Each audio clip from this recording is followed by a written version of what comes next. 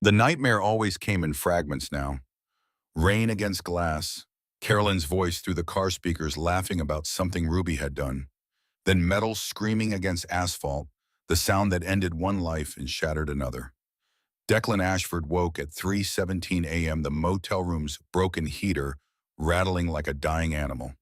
His hand reached for the whiskey bottle on the nightstand, found only empty glass. He'd finished it hours ago, chasing sleep that never arrived without pharmaceutical assistance.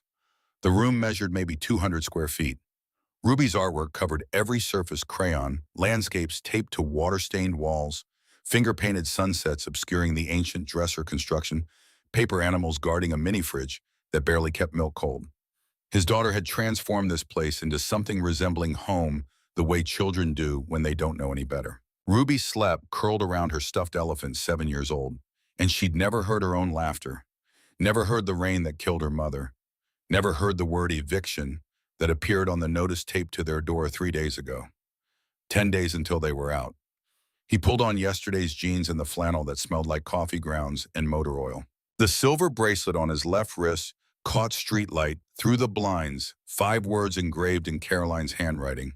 Listen with your heart always. She'd given it to him on his 33rd birthday, back when they believed good people were rewarded for doing right. The bathroom mirror showed a man he barely recognized. 36, but looking 50, dark circles under eyes that used to code algorithms for 15 hours straight. His beard had grown wald, flecked with gray that hadn't existed 3 years ago.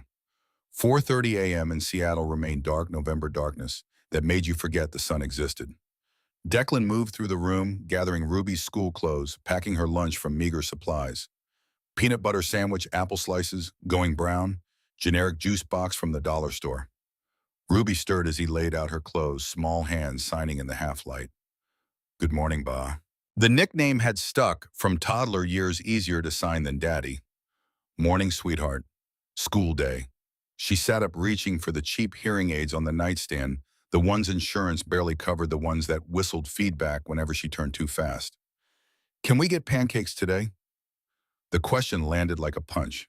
$27 in checking account. Motel rent due in 3 days, another $140 he didn't have. Ruby's tuition at the school for the deaf, 15 days overdue, $1,200. That might as well have been $12 million. Not today, baby. Maybe this weekend. The lie tasted familiar. They walked to the bus stop in pre-dawn cold, Ruby's hand warm in his despite fingerless gloves. The school was 40 minutes away by transit, a specialized institution. Caroline had fought to get Ruby enrolled in, arguing with the insurance companies and bureaucrats who suggested their daughter would be just fine in mainstream classrooms with interpreters who showed up half the time. The bus shelter reeked of piss and cigarettes. A woman muttered about surveillance drones. Ruby pressed closer to Declan's leg, and familiar rage built in his chest. This was what they'd been reduced to: a 7-year-old waiting for a bus in the dark with people the city had abandoned. 3 years ago, he'd driven a Tesla. 3 years ago, he'd pulled $200,000 annually at Cascade AI, designing traffic prediction algorithms. 3 years ago, he'd had a wife and a house and a future that looked like the life they'd planned. Then Caroline discovered the flaw in Helix Automotive's autonomous vehicle software. Then she reported it to her supervisor, Grant Morrison. Then she threatened federal regulators when Grant buried her findings. Then she died on a Friday night on Highway 9, struck by a Helix vehicle that somehow failed to detect a human crossing in a marked crosswalk. The lawsuit consumed their savings.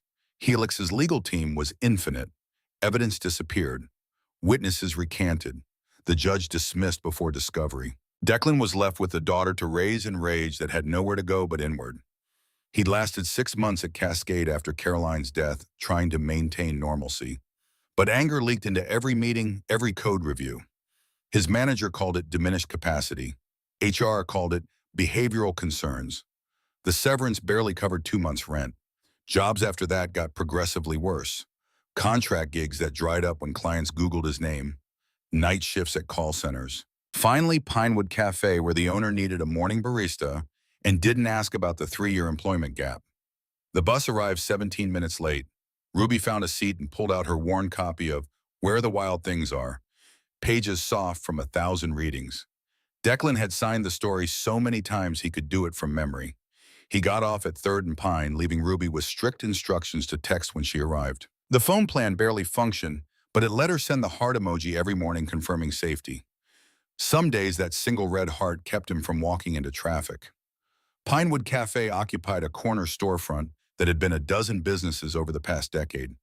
The current owner was Walt, 73, and talking about retirement with increasing frequency.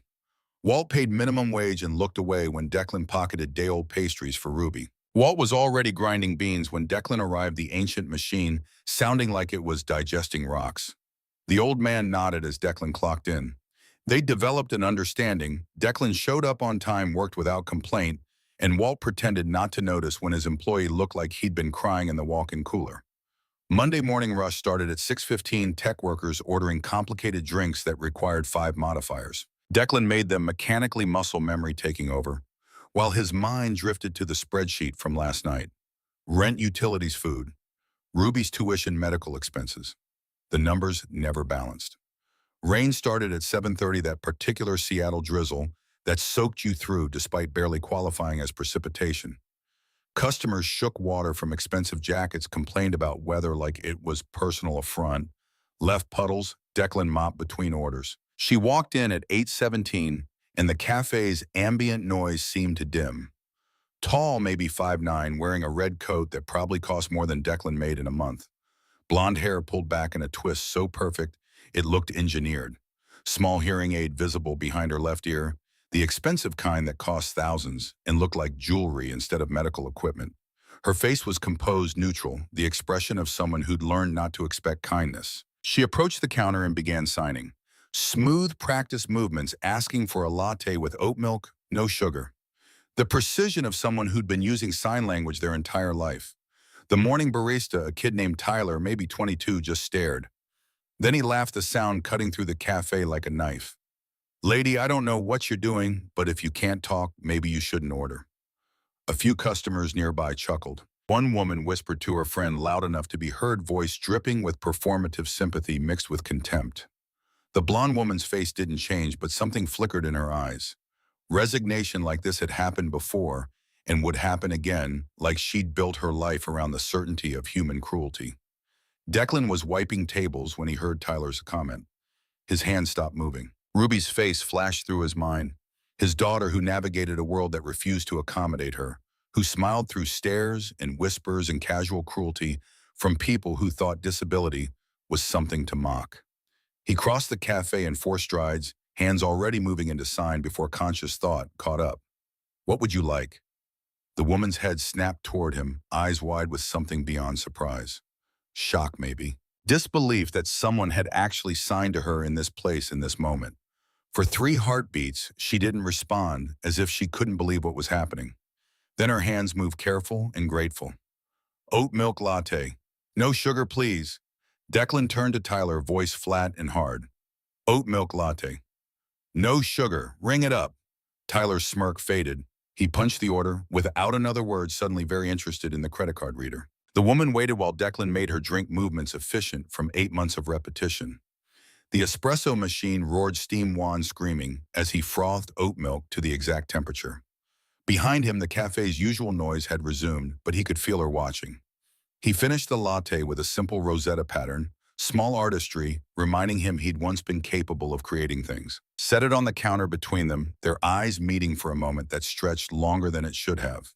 She reached into her coat and pulled out a business card, placing it on the counter with deliberate precision. Her hands moved again.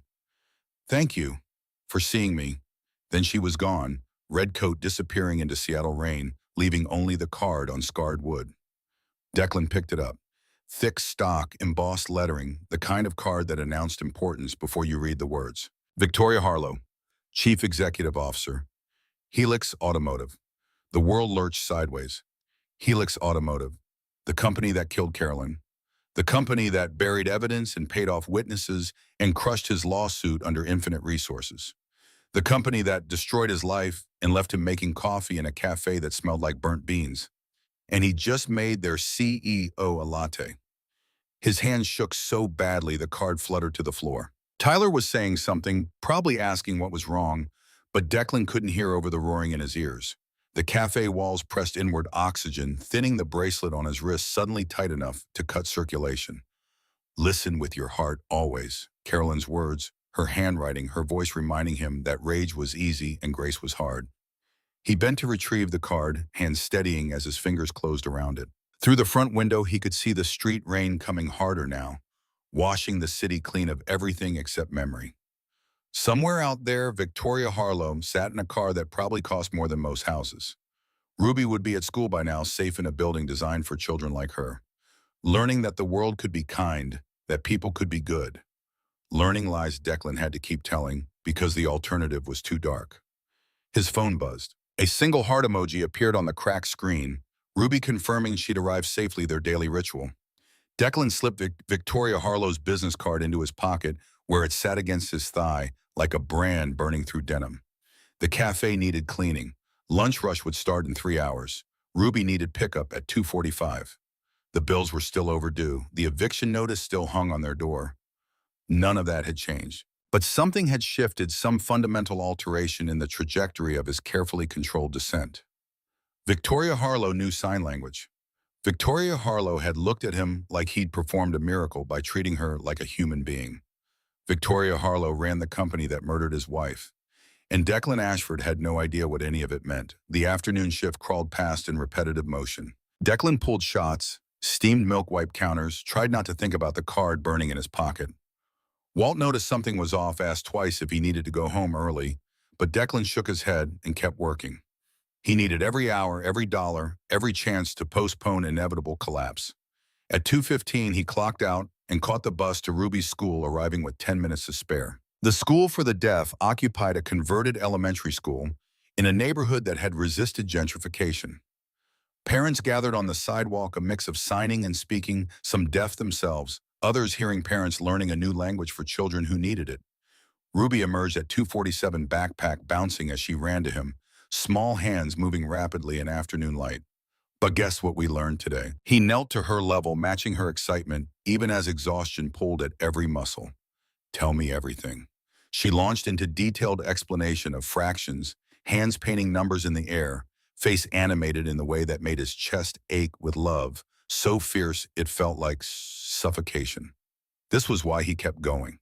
This moment, this child, this proof that something good could survive catastrophe. They took the bus to Tuck Brennan's garage, the second job that paid cash under the table and didn't ask questions. Tuck was 63, built like a fire hydrant with hands scarred from 40 years of manual labor and eyes that had seen too much during the Gulf War. He'd given Declan a job when no one else would taught him enough about engines to be useful, never once asked why a former AI engineer was changing oil. Ruby had her homework corner set up in the garage office, a desk Tuck had built from scrap wood, and a lamp throwing warm light across her math worksheets. She settled in with the contentment of a child who'd learned to make home anywhere, while Declan pulled on coveralls and dove under a Honda Civic, needing its transmission flushed. The work was mindless and physical, the kind of labor that let his brain shut off for hours. Oil and grease and sharp chemical smell that probably gave you cancer. Tuck worked 3 bays over occasional grunt or curse, the only sound besides a metallic clink of tools. Around 5:30, Tuck wheeled out from under a Ford F-150 and wiped his hands on a rag that had been white sometime last decade. Coffee break. They sat on overturned buckets behind the garage, sharing a thermos of coffee strong enough to strip paint. Ruby, visible through the office window, bent over homework with surgical concentration. Tuck lit a cigarette, offered the pack to Declan, who shook his head. You've been wound tight all afternoon. Something happened. Declan pulled out Victoria Harlow's business card, now crumpled from being in his pocket for 8 hours. Handed it over without comment. Tuck studied it, taking a long drag before speaking. Helix Automotive. That the company that killed Caroline? Yeah. And their CEO just happened to walk into your cafe this morning? Yeah. Tuck was quiet for a long moment, smoke curling into November dusk. Traffic noise filtered through chain-link fence. Seattle's endless movement continuing regardless of individual tragedy. You think that's coincidence? I don't know what it is. Tuck flicked ash onto cracked asphalt, expression unreadable in fading light. Woman like that doesn't walk into a place like Pinewood by accident. Not in that neighborhood, not dressed like money. She was looking for something or someone. The thought had been scratching at Declan's consciousness all day. Victoria Harlow could have gone anywhere for coffee. Seattle had Starbucks on every corner, artisanal cafes catering to people who wore $1,000 coats. But she'd chosen Pinewood, chosen that exact morning, chosen to order in sign language, knowing full well how most people would react. Tuck handed back the card. Maybe she wants to make amends. Rich people do that, sometimes try to buy forgiveness when guilt catches up. She can't buy what I'm not selling. But you're thinking about it. I can see it in your face. You're wondering what she wants. Declan crushed the card in his fist, embossed letters, pressing into his palm hard enough to hurt. Doesn't matter what she wants. That company destroyed my life, murdered my wife, left me broke with a daughter to raise on wages that wouldn't feed a dog. Whatever Victoria Harlow is selling, I'm not buying. Tuck took another drag, eyes shrewd despite casual posture. Maybe, but you kept the card. 3 days passed in grinding repetition of poverty. Morning shift at Pinewood, afternoon pickup at Ruby's school, evening hours at Tuck's garage. The eviction notice acquired a bright red addendum threatening legal action. Ruby's school sent another letter about overdue tuition, this one with language about continued enrollment being contingent upon payment arrangements. Declan had $43 in checking and no idea where the next $400 would come from, much less the next $1,200. He'd sold everything with value years ago. Carolyn's jewelry, his old tech equipment, furniture from the house they'd lost. All that remained were things too worthless to sell and too meaningful to abandon. Thursday morning, Ruby woke crying. Not normal tears, but the particular distress of pain she couldn't articulate. Declan's stomach dropped as he saw her touching her right ear, the one that had been infected 6 months ago, the one that had required antibiotics they'd charged to a maxed credit card. He checked with gentle fingers, feeling heat radiating from her skin. Ear infection, almost certainly. The kind needing antibiotics, needing a doctor, needing money he absolutely did not have. Does it hurt a lot? Ruby nodded, tears streaming, and Declan felt something crack inside his chest. This was what poverty really meant. Not just insufficient food or secondhand clothes, but the specific horror of watching your child suffer because you couldn't afford basic medical care. The urgent care clinic charged $170 for the visit, another $60 for antibiotics. $230 that might as well have been $2 million. His credit cards were maxed, bank account empty, nothing left to sell except dignity, and he'd pawned that years ago. They sat in the motel while Ruby whimpered and Declan tried every possible solution. Called the clinic about payment plans, tried applying for medical assistance, searched for free clinics. Every avenue led to dead ends. Every option required documentation or waiting periods or fees he couldn't pay. By noon, Ruby was running fever.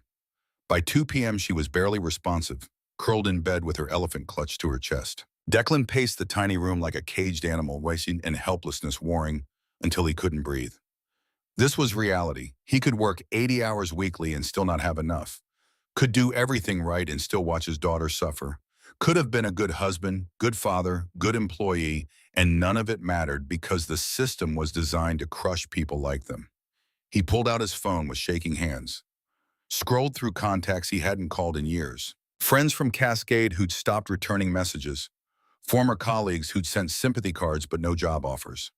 A brother he hadn't spoken to since the funeral conversation ending with accusations about wasted potential. No one. He had absolutely no one. Victoria Harlow's business card sat on the nightstand where he'd thrown it 3 days ago. Crumpled, but readable.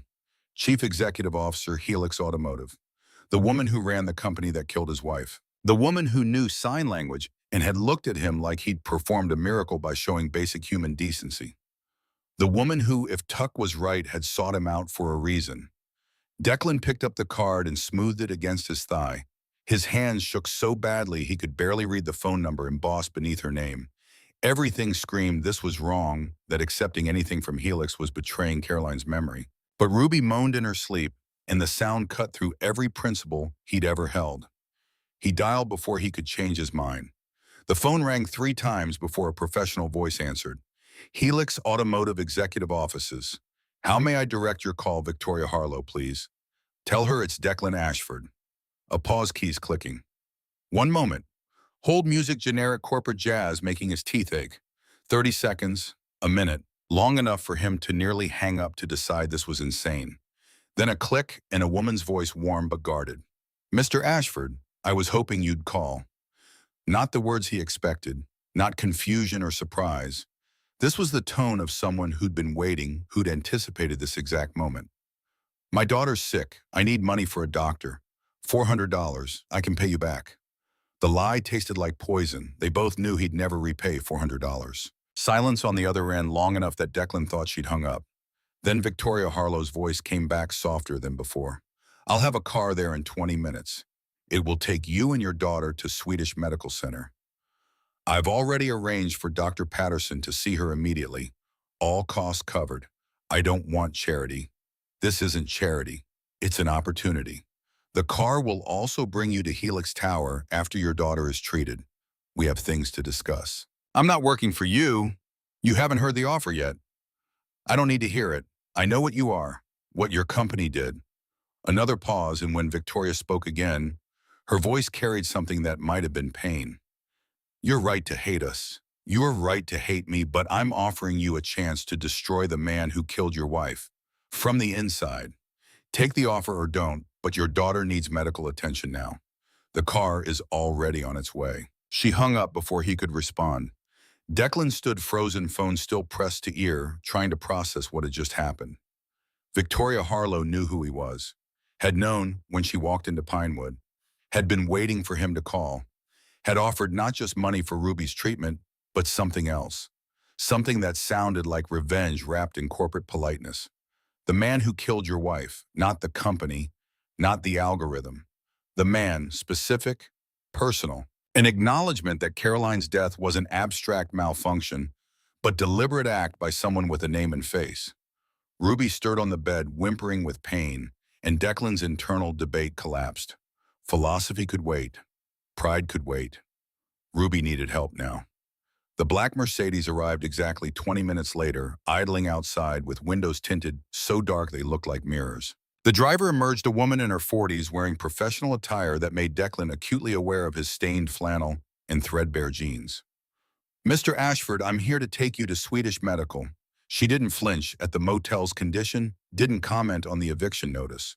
Professionalism polished to mirror shine, the kind you only got from working for people who expected the world to bend around their needs. Declan carried Ruby to the car, her small body burning with fever against his chest.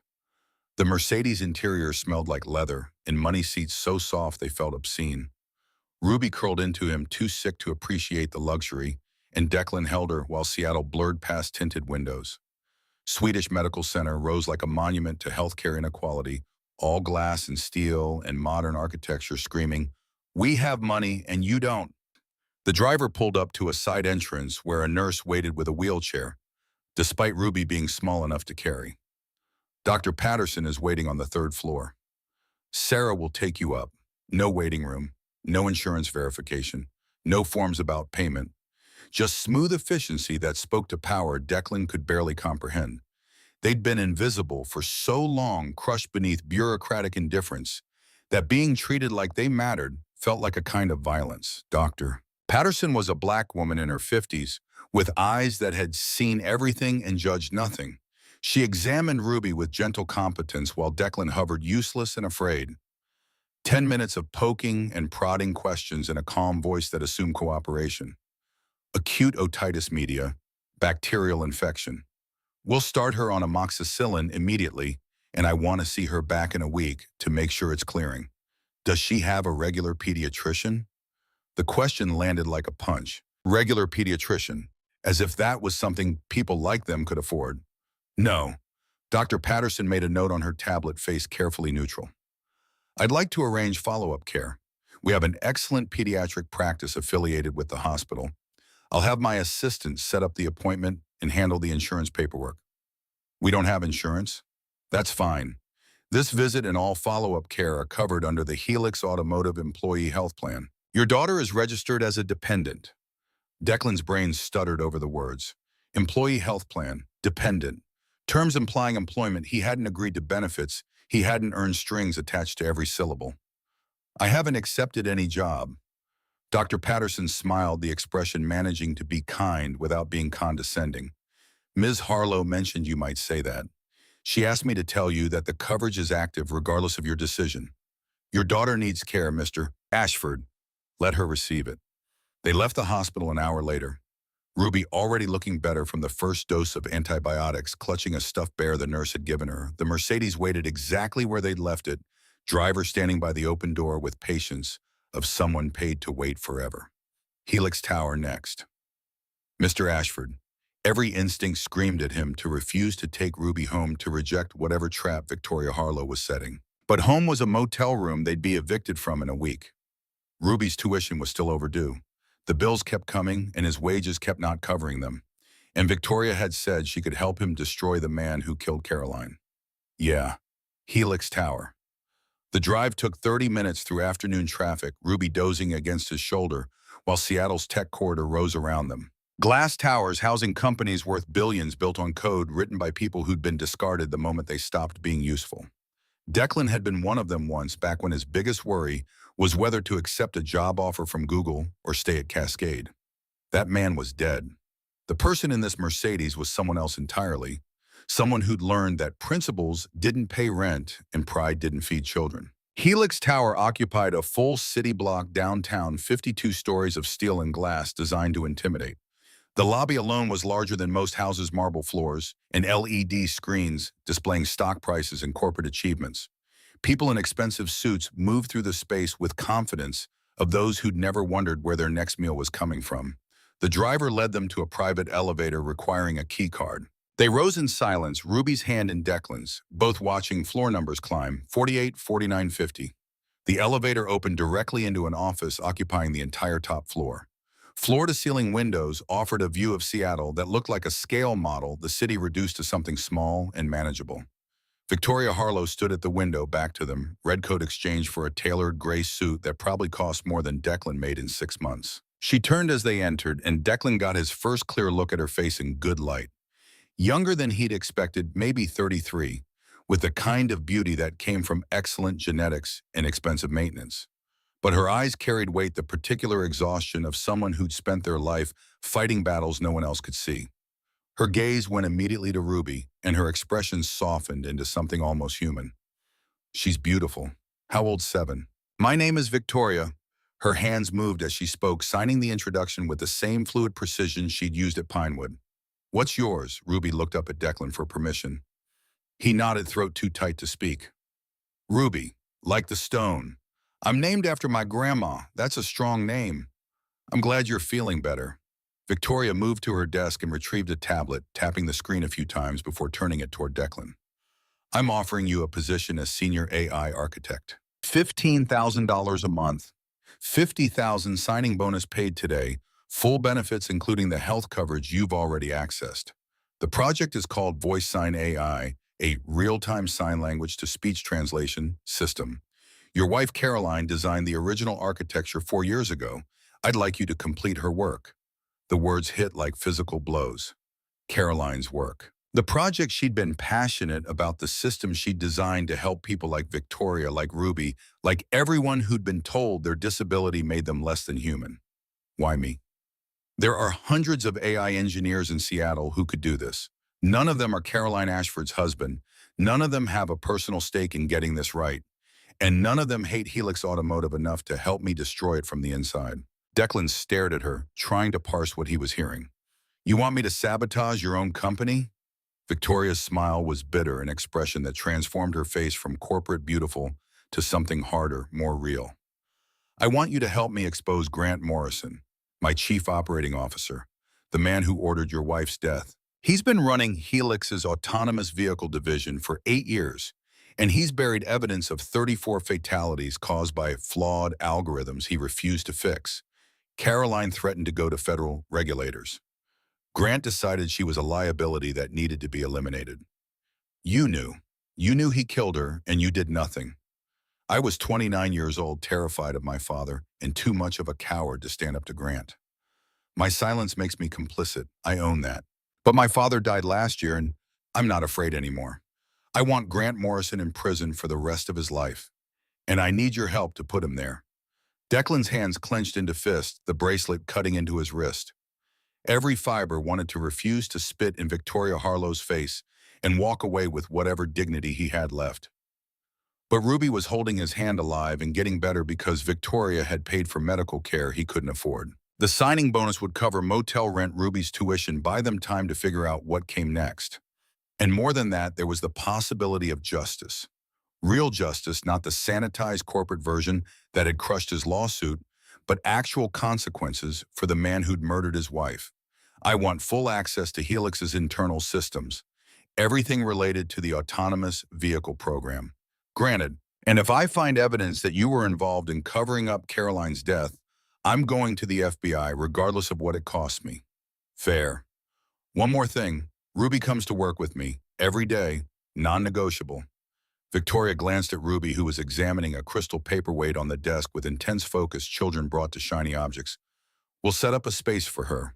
Books, toys, whatever she needs. I'll arrange for a tutor if you'd like someone who's fluent in ASL. Declan looked down at his daughter, this small person who deserved so much better than the hand she'd been dealt. Ruby glanced up and signed a question. Are we going to be okay now, Ba? The answer caught in his throat. He'd been telling her everything would be okay for 3 years, lying every time, watching their situation deteriorate while he pretended they weren't drowning. Maybe this time it could be true. Maybe this time he could actually provide instead of just surviving. Or maybe Victoria Harlow was playing a game he didn't understand, and accepting this job would destroy what little remained of his life. Yes, sweetheart, we're going to be okay. Victoria extended her hand across the desk. Declan stared at it for a long moment, this offering from the woman who represented everything he'd lost. Then he took it, her grip firm and warm, sealing an agreement that felt like a deal with the devil. I need to know one thing. Why did you come to Pinewood? You could have contacted me 100 different ways, but you walked into my cafe and ordered a drink you knew would provoke a reaction. Victoria's expression shifted into something that might have been shame. I needed to see if you were the kind of man who would defend a stranger, who would stand up when it cost you nothing and gained you less. Caroline told me once that you were the best man she'd ever known. I needed to know if that was still true after everything we'd put you through. And you signed to me like it was the most natural thing in the world. You didn't hesitate. You didn't make it about yourself or expect praise. You just saw someone who needed help and you helped them. That's the man I need for this. Someone who still believes in doing the right thing even when the world has given him every reason not to. She released his hand and turned back to the window. Seattle spreading out below like a circuit board, all lights and connections and systems too complex for any one person to fully understand. Go home, Mr. Ashford. Spend the weekend with your daughter. The signing bonus will be in your account tomorrow morning. You start Monday at 9 a.m. We'll have everything ready. The Mercedes drove them back to the motel through evening traffic. Ruby asleep against Declan's shoulder while Seattle blurred past rain-streaked windows. He watched the city pass and tried to process everything that had happened in the past 8 hours. This morning he'd been broke and desperate, counting down to eviction with no plan beyond survival. Tonight, he had a job paying more than he'd made in 3 years' health insurance for Ruby and a chance to punish the man who'd murdered his wife. It felt like a trap. It felt like salvation. It felt like both at once. The driver pulled up outside their motel. The eviction notice still hung on the door, mocking him with red letters, but it didn't matter anymore. He'd have the money to pay.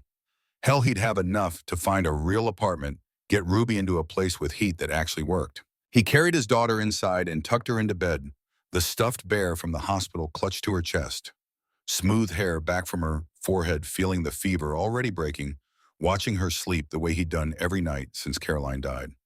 Listen with your heart always.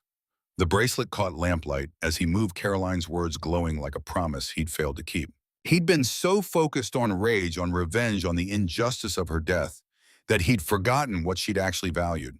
Kindness, compassion, seeing people as they were, not as the world had labeled them.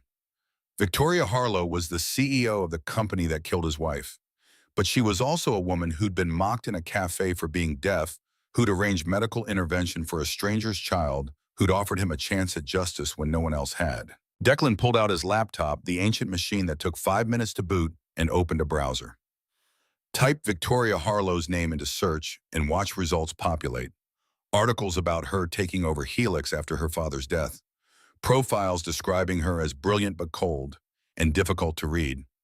A TechCrunch piece speculating about internal conflicts between her and Grant Morrison. Then buried on page 3, a human interest story from 7 years ago. Victoria Harlow at a fundraiser for deaf education. The article mentioned she'd lost her hearing at age 10 in an industrial accident that killed her mother, that her father, Richard Harlow, had raised her to be strong enough to survive in a world that wouldn't accommodate weakness. Declan stared at the photograph. Victoria at 26 wearing the same carefully neutral expression standing alone at an event full of people. The caption identified her as Richard Harlow's daughter and protege, as if she didn't exist outside her relationship to the man who'd built Helix. He closed the laptop and sat in the darkness listening to Ruby breathe, trying to figure out what the hell he'd just agreed to. Monday morning, he'd walk into Helix Tower as an employee of the company that destroyed his life. He'd work alongside people who'd helped bury evidence of Caroline's murder. He'd smile and nod and pretend he belonged while searching for proof that could send Grant Morrison to prison. And if he succeeded, if he actually found evidence solid enough to overcome Helix's legal machine, what then? Would Victoria really let him expose it, knowing it would destroy the company her father built? Or was this all an elaborate trap, some way to control him, to keep him quiet with money and promises while making sure the truth stayed buried? His phone buzzed. A text from an unknown number. The signing bonus is in your account. Welcome to Helix, Mr. Ashford. I'm sorry for everything we've taken from you. I hope we can give something back. VH Declan opened his banking app, hands shaking. The balance that had read $43 this morning now showed $50,043. He set the phone down and looked at Ruby, this small person who'd inherited her mother's courage and her mother's absolute refusal to let the world define her as less than whole. She deserved better than a father consumed by rage. She deserved better than poverty and eviction notices. Maybe Victoria Harlow's offer was genuine. Maybe she really did want to bring down Grant Morrison to atone for years of complicity to build something good from the ruins of her father's legacy. Or maybe she was playing a game Declan couldn't see, moving pieces on a board he didn't understand, using his grief and desperation as weapons against him. Either way, he was all in now. Monday morning, he'd walk through those glass doors and start the most dangerous job of his life, pretending to build an AI system while actually hunting for evidence of murder. Listen with your heart always. Caroline's voice in his head, her handwriting on his wrist, her ghost in every decision he made. She'd wanted to make the world safer, wanted technology to serve people instead of crushing them. She'd died trying to speak truth to power. Declan would finish what she started. He'd expose Grant Morrison if it was the last thing he did. He'd give Caroline's death meaning beyond tragedy, turn her murder into a catalyst for justice. And if Victoria Harlow betrayed him, if this whole thing was a trap designed to protect Helix's secrets, then he'd burn the entire company to the ground and go down with it. He had nothing left to lose except Ruby, and he'd made peace with risking everything else. The motel room settled into familiar sounds. Traffic outside, someone arguing next door, the heater rattling like it might die. But tomorrow the rent would be paid. Tomorrow Ruby's tuition would be current. Tomorrow they'd start climbing out of the hole that had swallowed them whole. Declan lay down beside his daughter and closed his eyes, the bracelet warm against his skin, Caroline's words a prayer and a promise and a reminder that some things were worth fighting for, even when fighting seemed impossible. Monday couldn't come fast enough. The signing bonus transformed their lives with surgical precision. By Saturday afternoon, Declan had paid 3 months' rent on a 2-bedroom apartment in Greenwood, a neighborhood that wasn't great, but wasn't actively dangerous. The place had working heat windows that actually sealed and walls thick enough that Ruby wouldn't hear every argument the neighbors had at 2 a.m. Moving took 4 hours because they owned almost nothing. Clothes, Ruby's drawings, Caroline's laptop, the few books that had survived 3 years of downsizing. The apartment felt cavernous compared to the motel room, all that empty space reminding Declan how little they'd accumulated, how completely their old life had been stripped away.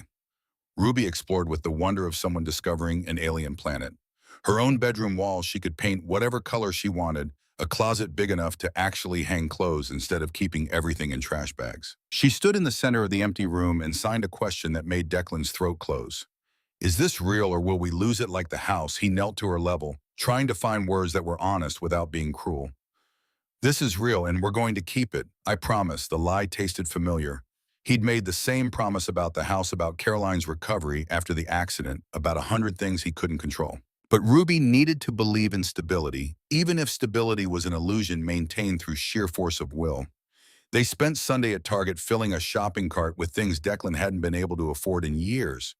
sheets that weren't secondhand, towels that matched, a desk lamp for Ruby's homework, groceries that included fresh vegetables instead of just peanut butter and ramen. The total came to $347, and Declan didn't flinch when he swiped the card, didn't calculate how many hours of minimum wage that represented, didn't feel the familiar panic of spending money they couldn't spare. Ruby picked out a comforter covered in constellations, her small hands signing star names she'd learned in school. Orion, Cassiopeia, Ursa Major. Carolyn had loved astronomy, had talked about taking Ruby to observe the meteor showers every August. They'd never made it to that first trip, time running out before they realized how little they had left. That night, Declan lay in a real bed for the first time in 8 months, listening to the apartment's unfamiliar sounds. No traffic noise bleeding through paper-thin walls. No one screaming next door about money or infidelity or whatever demons people fought at midnight.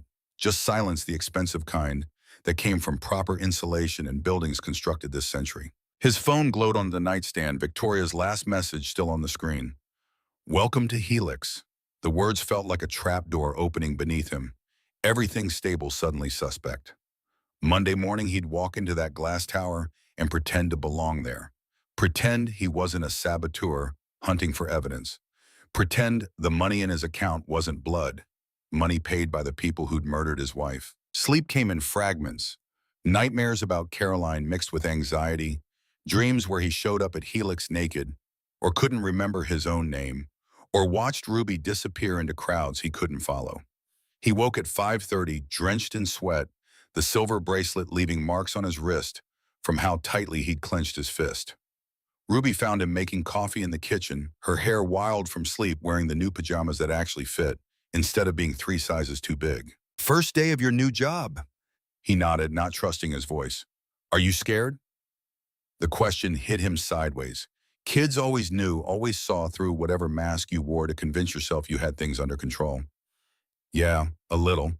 Ruby climbed onto the counter stool legs, swinging, expression serious beyond her years.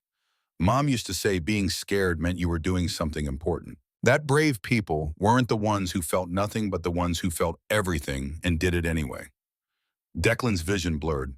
Caroline's philosophy, her words coming back through their daughter's hands, a reminder that some part of her survived in this small person who'd inherited all her best qualities. "Your mom was the bravest person I ever knew. Then you must be brave too. You married her."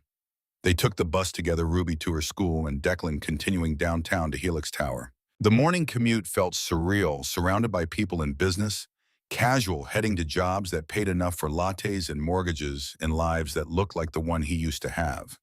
He wore the only suit he still owned, a charcoal gray that had been expensive 4 years ago and now hung loose on a frame that had lost 20 pounds to stress and irregular meals. Helix Tower rose against the November sky like a monument to everything he'd lost. Declan stood on the sidewalk for a full minute, commuters flowing around him trying to force his feet to move. This building represented every injustice that had destroyed his life, and he was about to walk through those doors as an employee cashing paychecks signed by the people who'd killed Carolyn. His phone buzzed, a text from Victoria. "Your badge is waiting at security. Floor 40, I'll meet you there. Take your time." The last sentence felt like acknowledgement, like she understood exactly what walking through those doors would cost him. Declan pocketed the phone and moved before he could reconsider letting momentum carry him through the lobby's revolving door. Security was a desk staffed by 2 guards who looked bored in the particular way of people paid to care about things that didn't matter. The older one, a white guy in his 50s with a gut that strained his uniform, glanced at Declan with the dismissive assessment of someone trained to identify threats. "Help you, Declan Ashford. First day. I'm supposed to pick up a badge." The guard typed something into his computer, frowning at whatever appeared on screen. "You're not in the system yet. IT must not have processed your onboarding. Victoria Harlow hired me directly. Try calling up to her office." The mention of the CEO's name changed the guard's entire demeanor, boredom shifting to nervous attention. "Right. Let me just... 1 second." 2 phone calls later, Declan had a temporary badge and instructions to take the elevator to floor 40. The guard watched him walk away with the expression of someone who'd just processed that this disheveled man in the too loose suit had direct access to the executive suite. The elevator was empty except for a woman in her 30s wearing Lululemon and carrying a yoga mat, presumably heading to whatever wellness center tech companies installed to pretend they cared about employee health. She glanced at Declan's temporary badge and smiled with the kind of performative friendliness that meant nothing. First day, yeah. Welcome to Helix. You'll love it here. The culture is amazing. The doors opened on floor 23, and she disappeared, leaving Declan alone with his reflection in the elevator's mirrored walls. He looked like an imposter, someone playing dress-up in a world where he no longer belonged. The Declan who'd worked at Cascade AI had been confident, comfortable in his own skin, sure of his place in the hierarchy of merit and achievement. That person was gone, replaced by this hollow shell running on rage and desperation. Floor 40 opened directly into a reception area that looked like something from an architecture magazine. All clean lines and expensive furniture windows offering views of Elliott Bay and the Olympics beyond. A young man sat behind the reception desk, maybe 25, with the kind of sculpted facial hair that required daily maintenance. Mr. Ashford, I'm Tyler, Ms. Harlow's assistant. She's expecting you. Not the Tyler from Pinewood Cafe, but the name still made Declan tense. Tyler noticed the reaction and his professionally pleasant expression faltered. Are you okay? Can I get you water or coffee or anything? I'm fine. Just point at me in the right direction. Tyler led him through a maze of corridors, past conference rooms with names like Innovation and Synergy, past open-plan workspaces where engineers hunched over monitors, past a kitchen stocked with free snacks and kombucha on tap. Everything designed to communicate that Helix Automotive cared about its employees, valued their contributions, created an environment where genius could flourish. All of it built on a foundation of buried bodies and covered-up evidence. Victoria's office occupied the corner windows on two walls offering panoramic views that made Seattle look small and manageable. She stood at her desk reviewing something on a tablet, wearing a navy suit that probably cost more than Declan's monthly salary. She looked up as they entered and dismissed Tyler with a nod. Mr. Ashford, thank you for coming. The formality felt wrong after the intimacy of their conversation Friday afternoon, but Declan recognized it as necessary performance. They were being professional now, CEO and new employee. Nothing suspicious about a hire made at the executive level. She gestured to a chair facing her desk. I wanted to brief you before introducing you to the team. VoiceSign AI is currently a small group, 4 people, including yourself.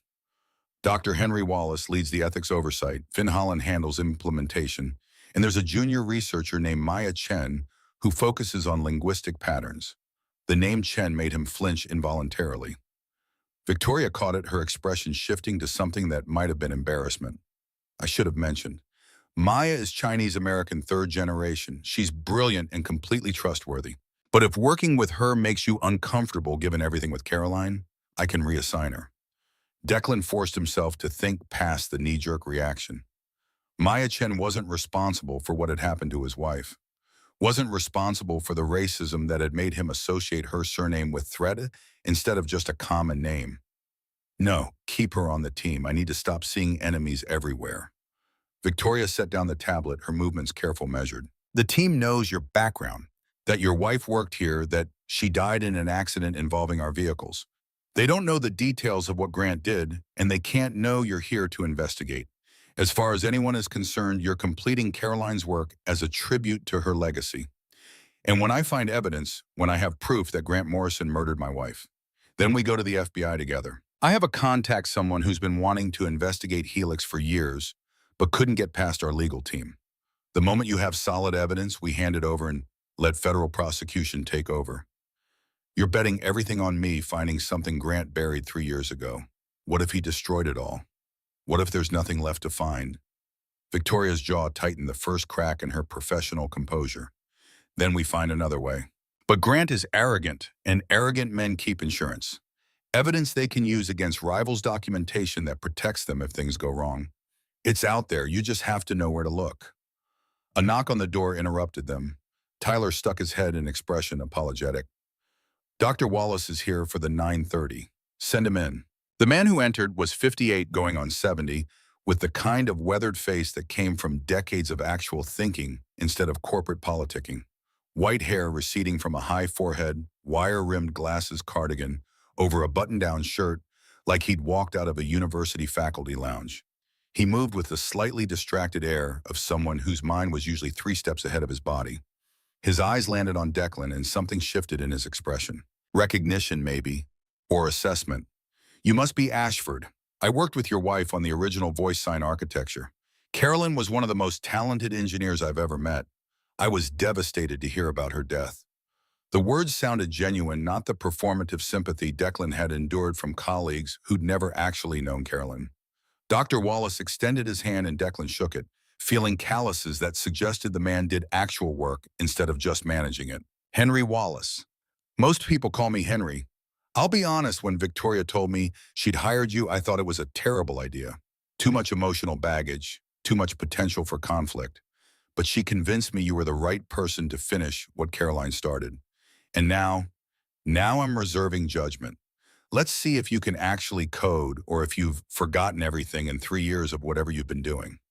The bluntness was refreshing after days of careful politeness. Declan felt something in his chest unclench slightly. I've been making lattes and changing oil, but I can still write algorithms. Henry smiled, the expression transforming his face from severe to almost grandfatherly. Good, because we're behind schedule and the code base is a mess. Caroline's original work was brilliant but incomplete, and the 2 engineers who worked on it after her departure couldn't find their ass with both hands in a map. You've got your work cut out for you. They spent the next hour in a conference room while Henry walked Declan through the current state of VoiceSign AI. The architecture was indeed brilliant, Caroline's fingerprints visible in every elegant solution and optimized pathway. But the implementation was garbage, subsequent engineers having bolted on features without understanding the underlying logic. Declan's fingers itched for a keyboard. This was the first time in 3 years he'd looked at code that mattered, algorithms designed to solve real problems for real people instead of optimizing ad placement or predicting consumer behavior. VoiceSign could change lives, could give voice to people the world had decided weren't worth listening to. Carolyn had understood that, had designed every line of code with empathy, thinking about users like Ruby, like Victoria, like everyone who'd been told their disability made them less valuable. The rest of the team filtered in around 10. Finn Holland was 28 but looked younger, with the kind of baby face that probably got him carded at bars well into his 30s. He wore a hoodie and jeans despite the corporate environment, the universal uniform of engineers who'd decided dress codes didn't apply to them. Finn shook Declan's hand with genuine enthusiasm. I'm a huge fan of your traffic prediction work at Cascade. The paper you published on neural network optimization is like foundational stuff. I can't believe you're actually here. The hero worship was uncomfortable, a reminder of who Declan used to be before everything fell apart. He mumbled something non-committal and turned his attention to the 4th member of the team. Maya Chen was 32, Chinese American, as Victoria had mentioned, with sharp eyes that suggested she missed very little. She didn't offer platitudes about Caroline or gush about his old work. Just extended her hand and got straight to business. I handle the linguistic analysis, making sure the ASL interpretation accounts for regional variations in contextual meaning. Sign language isn't just direct translation. There's grammar and nuance that most hearing people completely miss. You'll need to understand that if we're going to make this work, I know. My daughter is deaf. I've been learning ASL for 7 years. Maya's expression softened fractionally. Then you understand why this project matters. Most voice-to-sign systems are garbage built by hearing engineers who think they can just map words one-to-one. We're trying to do something actually useful instead of performative. They spent the rest of the morning diving into code, Declan's muscle memory kicking in as he reviewed Caroline's original architecture. It felt like reading her diary, intimate glimpses into how her mind worked, the particular way she approached problems. Comments in the code that were pure Caroline humor, little jokes embedded for whoever came after her. By lunch, Declan's head ached from concentration, but it was a good ache, the kind that came from actual thinking instead of grinding repetition. Henry suggested they break for food and led them to Helix's top-floor cafeteria, which looked more like a high-end restaurant than corporate dining. Declan grabbed a sandwich and found a table by the window, trying to process the cognitive dissonance of working at the company that killed his wife while eating subsidized gourmet food. The rest of the team joined him, conversation flowing easily around technical challenges and implementation strategies. Then Grant Morrison walked in. Declan recognized him from depositions and news articles, but seeing him in person hit differently. 40 years old, tall and lean, with blonde hair styled in that particular way that cost money to look casual. Suit that probably cost $5,000. Watch that cost more than some cars. The physical embodiment of corporate success built on buried evidence and destroyed lives. Grant moved through the cafeteria like he owned it, which technically he almost did as COO. People's conversations faltered as he passed everyone suddenly very interested in their food. He grabbed a salad from the buffet and scanned the room, eyes landing on their table. On Declan specifically. Grant's expression shifted through several emotions too quickly to parse, landing on something that looked like cold amusement. He walked over uninvited and stood at the end of their table. Victoria mentioned she'd hired someone new for the VoiceSign team. You must be Ashford. The name came out flat, stripped of courtesy or welcome. Grant knew exactly who Declan was, knew about Caroline, knew everything. This wasn't coincidence or casual introduction. This was a threat disguised as small talk. Declan forced himself to stay seated, to not launch across the table at the man who'd murdered his wife. That's right. Interesting choice. I would have thought working here might be emotionally complicated, given your history. The words landed like punches, each one calibrated for maximum impact. Henry started to interject, but Declan raised a hand, keeping his eyes locked on Grant. My wife loved this company, believed in what it could accomplish. I'm here to finish her work. Nothing complicated about that. Grant's smile didn't reach his eyes. Of course. Well, welcome to Helix. I'm sure you'll find it very educational. He left without waiting for a response, his departure leaving tension thick enough to taste. Maya was the first to break the silence. What the hell was that about old history? Grant and I have some disagreements about how the company handled my wife's death. Finn looked uncomfortable pushing food around his plate without eating. Grant's kind of a dick to everyone. I wouldn't take it personally, but it was personal.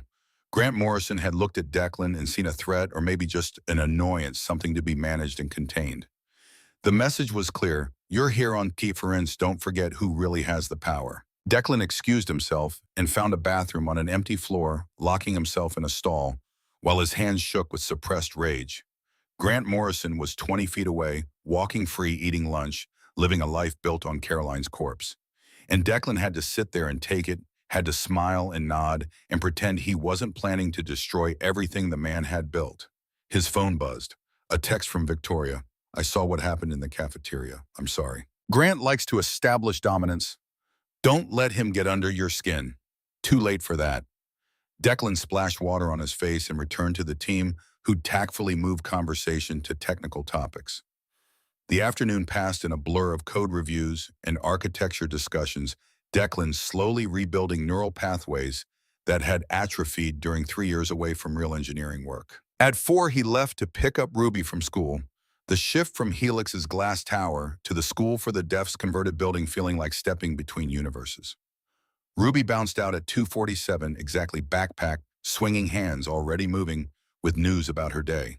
They took the bus to the new apartment, Ruby chattering about fractions and her friend Madison and the art project they were working on. Normal kid stuff, the kind of day-to-day life Declan had been trying to provide despite the chaos of their situation. He made dinner in the new kitchen, actual food instead of peanut butter, while Ruby did homework at the table. This was what stability looked like. A routine, a place to come home to.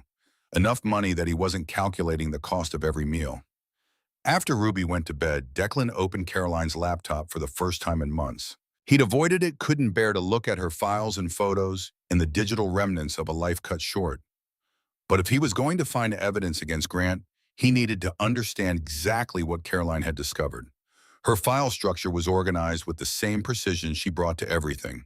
Work folders separated by project and date, personal photos backed up religiously, email archives going back a decade. Declan started with her last few weeks at Helix, reading through correspondence and project notes. The incident reports were damning. Caroline had documented 12 separate failures in the autonomous vehicle braking system, each one occurring in wet conditions when the sensors couldn't properly calibrate distance. She'd run simulations showing a 67% failure rate in rain numbers that should have triggered immediate recalls. Her emails to Grant Morrison were professional, but increasingly desperate. The first one laid out the technical problems, requested a meeting to discuss solutions. Grant's response was dismissive, suggesting Caroline was being overcautious, that the simulations didn't reflect real-world conditions. The second email was more urgent. Caroline had found evidence that Helix vehicles had been involved in 4 accidents matching the failure pattern. All 4 had been settled quietly, no public acknowledgement of a systemic problem. She requested an immediate meeting with Grant in the Safety Review Board. Grant's response, "Let's discuss this in person. Come by my office Friday at 4. That Friday was 3 days before Caroline died. Declan's hands shook as he opened the next email sent Saturday morning at 2 a.m. Grant, following up on our conversation yesterday. I can't accept your position that these failures are within acceptable tolerance. 4 people are dead. More will die if we don't fix this. I'm filing a report with the Federal Transportation Authority on Monday. I'm sorry it came to this, but I can't be complicit in covering up a safety issue this serious." Carolyn, there was no response from Grant because there didn't need to be. He'd already decided how to handle the problem, and it didn't involve fixing the software. Declan kept reading deeper into Caroline's files, looking for anything she might have hidden. Buried in a folder marked Personal Projects, he found a video file dated the Monday she'd threatened to contact federal regulators. He clicked play, and Caroline's face appeared on screen, her expression serious but calm. The video had been recorded in her car, probably during her lunch break based on the timestamp. Her voice came through the laptop speakers, and Declan had to pause the playback, overwhelmed by hearing her again after 3 years. When he could breathe, he pressed play. "If you're watching this December, it means something went wrong. I've been documenting everything about the vehicle flaw, but Grant keeps shutting me down. I need this on record somewhere he can't access. I'm uploading all the test footage here, the failed simulations, the warning signs, everything. The file's encrypted with your birthday as the password because I know you'll think to check." The video cut to dash cam footage from a test vehicle, the kind of internal recording used during development. Rain hammering the windshield, highway conditions, the autonomous system engaged.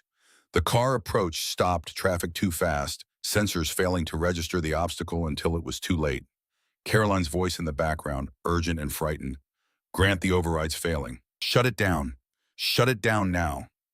But the car didn't stop. It slammed into the barrier at full speed, airbags deploying the impact hard enough to crack the windshield. The footage went black. When it resumed, Carolyn was documenting the aftermath. Sensor logs showing the exact failure cascade timestamps, proving the autonomous system had malfunctioned in precisely the way she'd predicted. Her voice was steady, controlled anger replacing fear. "This is the 7th test failure. Grant Morrison witnessed this one personally. He told me to delete the footage and move on. I'm keeping it because when people die from this, and they will, someone needs to know we had the chance to prevent it." The video ended. Declan sat in the dark apartment, Caroline's words echoing in his head, trying to process what he'd just seen. She'd known, had documented everything, had threatened to expose Grant, and he'd killed her for it. Not an accident, not a malfunction. Murder dressed up as corporate negligence. Declan copied the video file to a secure drive, then kept digging through Caroline's laptop. Found more test footage, more failed simulations, more evidence of a pattern Grant had deliberately ignored. Everything Caroline had promised would be there, preserved against the day someone might need it. He worked until 3 a.m. compiling evidence, cross-referencing dates and incidents, building a timeline that showed exactly what Grant had known and when. The case was damning, but it wasn't enough. Defense lawyers would argue the test failures were known issues being addressed, that Caroline's death was unrelated to internal company disputes. He needed more. Needed proof that Grant had ordered the hit evidence linking him directly to the autonomous vehicle that killed Caroline. That meant accessing Helix's internal servers, finding the documentation Grant had buried after the fact. Declan closed the laptop and stared at the ceiling, exhaustion pulling at him, but sleep impossible. Tomorrow he'd go back to Helix Tower, smile at Grant Morrison across conference tables, pretend to work on VoiceSign while actually hunting for evidence that would send the man to prison. And he'd have to do it without raising suspicion, without letting his rage show, without making a single mistake that would alert Grant to what he was really doing. The silver bracelet caught streetlight from the window, Caroline's words glowing in the darkness. "Listen with your heart." She'd meant it as a reminder to lead with empathy, to see people's humanity before their utility. But right now, Declan's heart was full of nothing but rage, and listening to it meant burning Helix Automotive to the ground regardless of collateral damage. He must have dozed eventually because Ruby was shaking his shoulder, morning light streaming through windows he'd forgotten to cover. She signed a question about breakfast, and he hauled himself out of bed, muscles aching from hours hunched over the laptop. Tuesday crawled past in technical meetings and code reviews, Declan forcing himself to engage with VoiceSign work while his mind spun on the evidence he'd found. He kept expecting Grant to appear to confront him, but the COO stayed invisible somewhere in the tower's upper floors. Wednesday brought the first real breakthrough.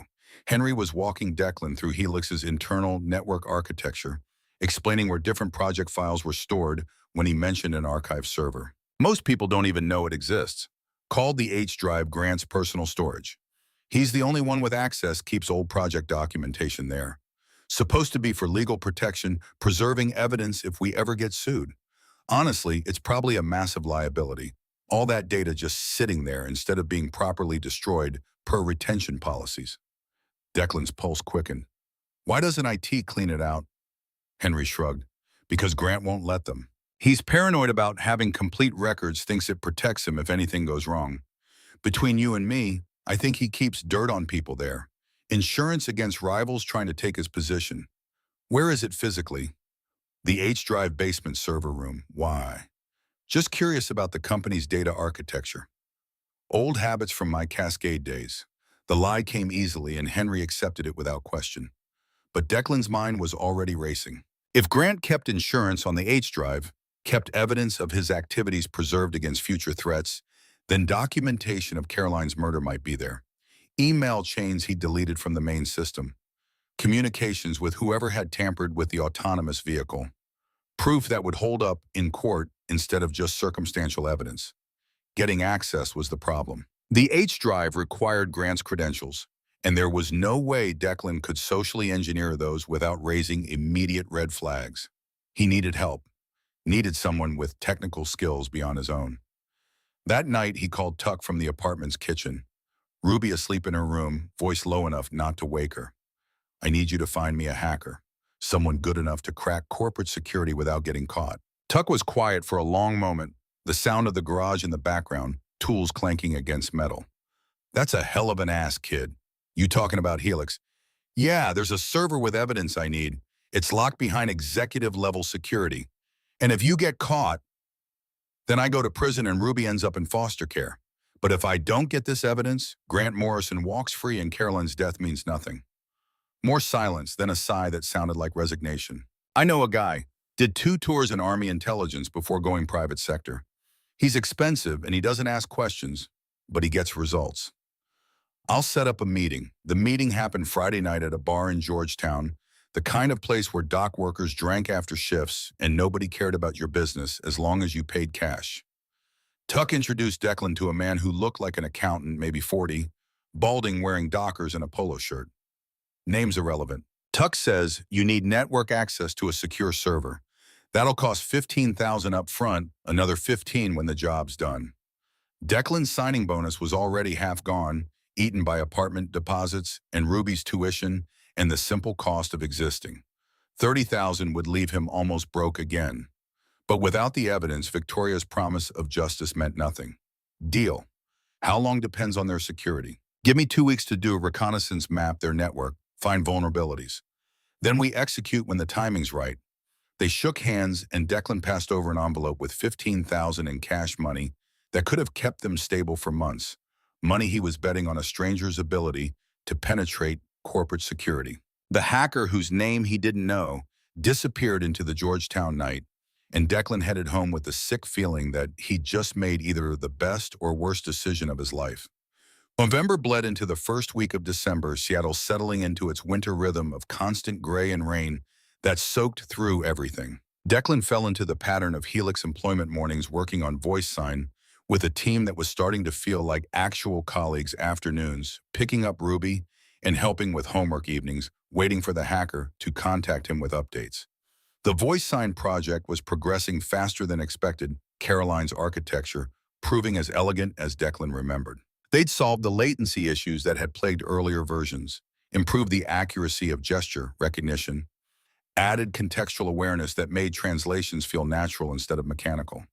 Maya brought in deaf beta testers from the Seattle community people who gave brutal, honest feedback about what worked and what was performative garbage. Their input reshaped the entire interface, moving it from something designed by hearing engineers for deaf users to something that actually served the people who'd need it.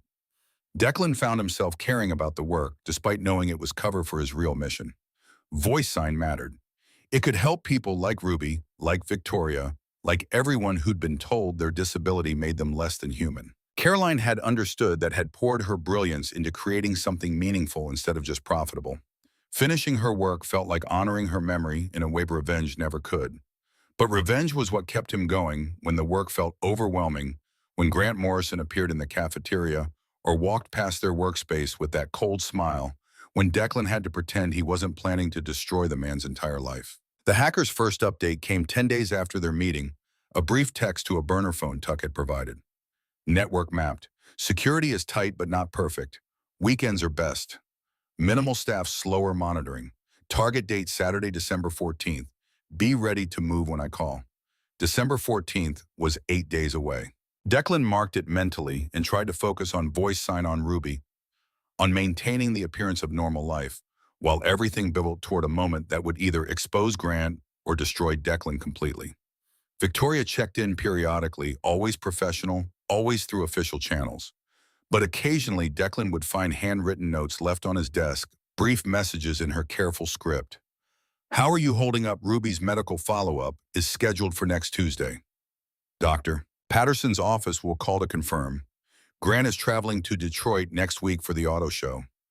Use the time wisely. The last note arrived Wednesday, December 11th, 3 days before the planned server access. Declan read it twice, understanding the implication. Grant would be out of the building, out of the state, providing the perfect window for infiltration. Friday afternoon, Henry pulled Declan aside after their team meeting. You've been doing good work. Better than I expected, honestly. Caroline would be proud of what you're accomplishing with VoiceSign. The words hit harder than they should have. Declan had spent weeks thinking of himself as a saboteur, a spy embedded in enemy territory. But he'd also been an engineer again, solving real problems, creating something that mattered. The cognitive dissonance was exhausting. Thanks. I'm just trying to do right by her memory. Henry nodded, expression thoughtful behind his wire-rimmed glasses. I wanted you to know that I'm aware this isn't easy. Working at the company where Caroline died, being around people who failed to protect her.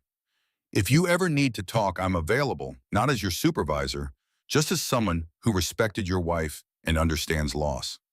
Declan managed something that might have been a smile. I appreciate that, really. But he couldn't tell Henry the truth, couldn't explain that every day at Helix was a performance, that he was hunting for evidence to destroy the company from within. Henry was a good man, meant well, believed in VoiceSign's mission. He didn't deserve to be collateral damage when everything came crashing down. That night, Declan barely slept, running through scenarios in his head. Best case, the hacker got him into the H drive. He found proof of Grant's involvement in Caroline's death. They handed it to the FBI and watched justice actually work for once. Worst case, they got caught. Declan went to prison. Ruby went into foster care and Grant walked free. The middle cases were infinite variations of partial success and total failure, each one carrying consequences he couldn't fully predict. Saturday, December 14th, dawned gray and cold rain, hammering Seattle with the kind of fury that made you question why anyone lived in the Pacific Northwest. Declan dropped Ruby at Tuck's garage, the old man understanding without being told that something important was happening. You need backup. You call. Don't try to be a hero alone. I'm not a hero, just a guy trying to get justice for his wife. The burner phone rang at 11:30 a.m., the hacker's voice flat and professional. I'm in position. Meet me at the Starbucks on 4th and Union in 20 minutes. Come alone. Declan arrived with 5 minutes to spare, found the hacker at a corner table with a laptop open and headphones in. The man looked up, nodded toward the empty chair. Building security cameras are on a loop. I've got 45 minutes before anyone notices. We go in through the service entrance. You use this badge to access the elevator. He slid a Helix ID card across the table, someone else's photo, but with access permissions that would get them where they needed to go. Once we're in the basement, I'll handle the technical side. You're there to identify the files we need. Download everything relevant to your wife's case, nothing else. We're not thieves, we're investigators. The less we take, the less likely they'll notice the intrusion. They left separately, meeting at the service entrance, 5 minutes apart. The badge worked, the elevator descended without incident, and they emerged in the basement server room that hummed with the ambient noise of thousands of machines processing data.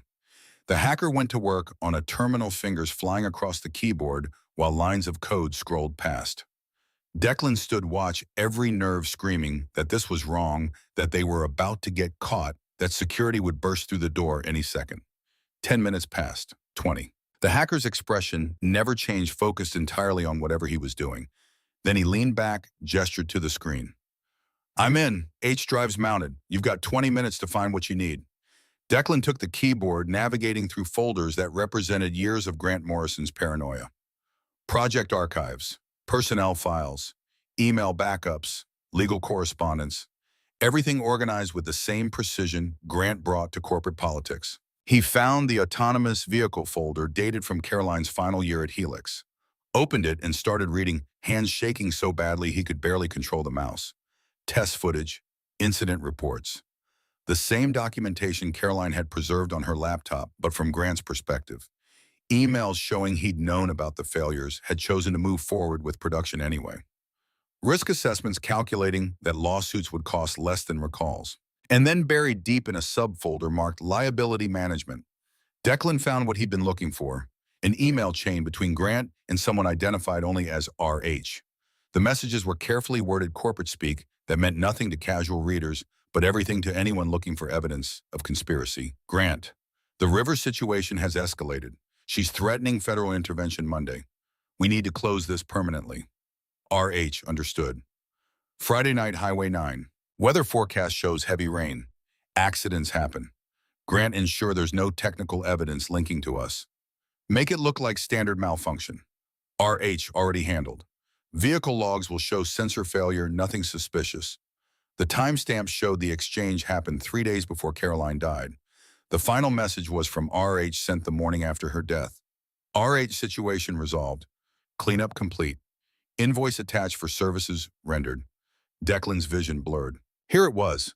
Proof that Grant had ordered Caroline's murder, that someone had tampered with the autonomous vehicle to ensure it would malfunction at precisely the right moment, that her death was premeditated. Assassination disguised it as corporate negligence.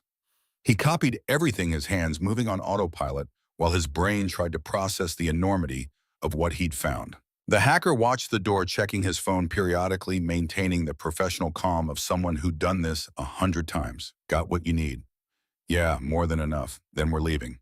Now, they made it to the elevator, made it to the service entrance, made it to the street before Declan's legs gave out.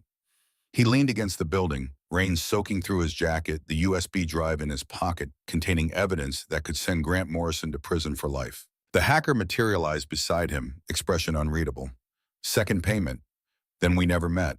Declan handed over the envelope with the remaining $15,000, his signing bonus now completely gone. The hacker counted it, nodded, and disappeared into Seattle's December rain.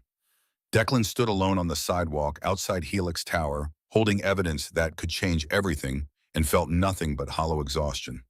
This should have been triumph. Should have been the moment of vindication, proof that he'd been right, that Caroline had died for speaking truth. Instead, it just felt like confirmation of what he'd always known, that the world was broken, that power protected itself, that people like Grant Morrison could order murders and sleep soundly because they'd insulated themselves with money and lawyers, and the certain knowledge that consequences were for other people. He called Victoria from a payphone 2 blocks away, paranoia overriding trust in cell networks. "I've found it. Everything we need. Can you meet me?"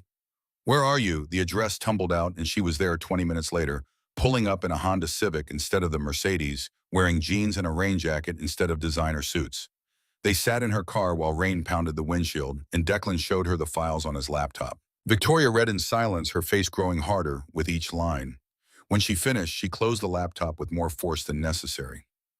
"RH is Richard Harlow, my father. Grant didn't order Caroline's death. My father did." The rain hammered Victoria's windshield with enough force to make conversation feel like shouting into a storm. Declan stared at the laptop screen at the initials RH, trying to reconcile what she just told him with the narrative he'd built over 3 years. "Your father ordered the hit, not Grant." Victoria's knuckles were white on the steering wheel, her breathing controlled in the way of someone fighting not to break down completely. "Grant facilitated it. provided the vehicle data made sure the malfunction would look organic. But my father made the call. He saw Caroline as a threat to the company he'd built, and he eliminated her the way he eliminated every other problem that couldn't be managed through conventional means. How long have you known? Since 6 months before he died. He had pancreatic cancer, stage 4.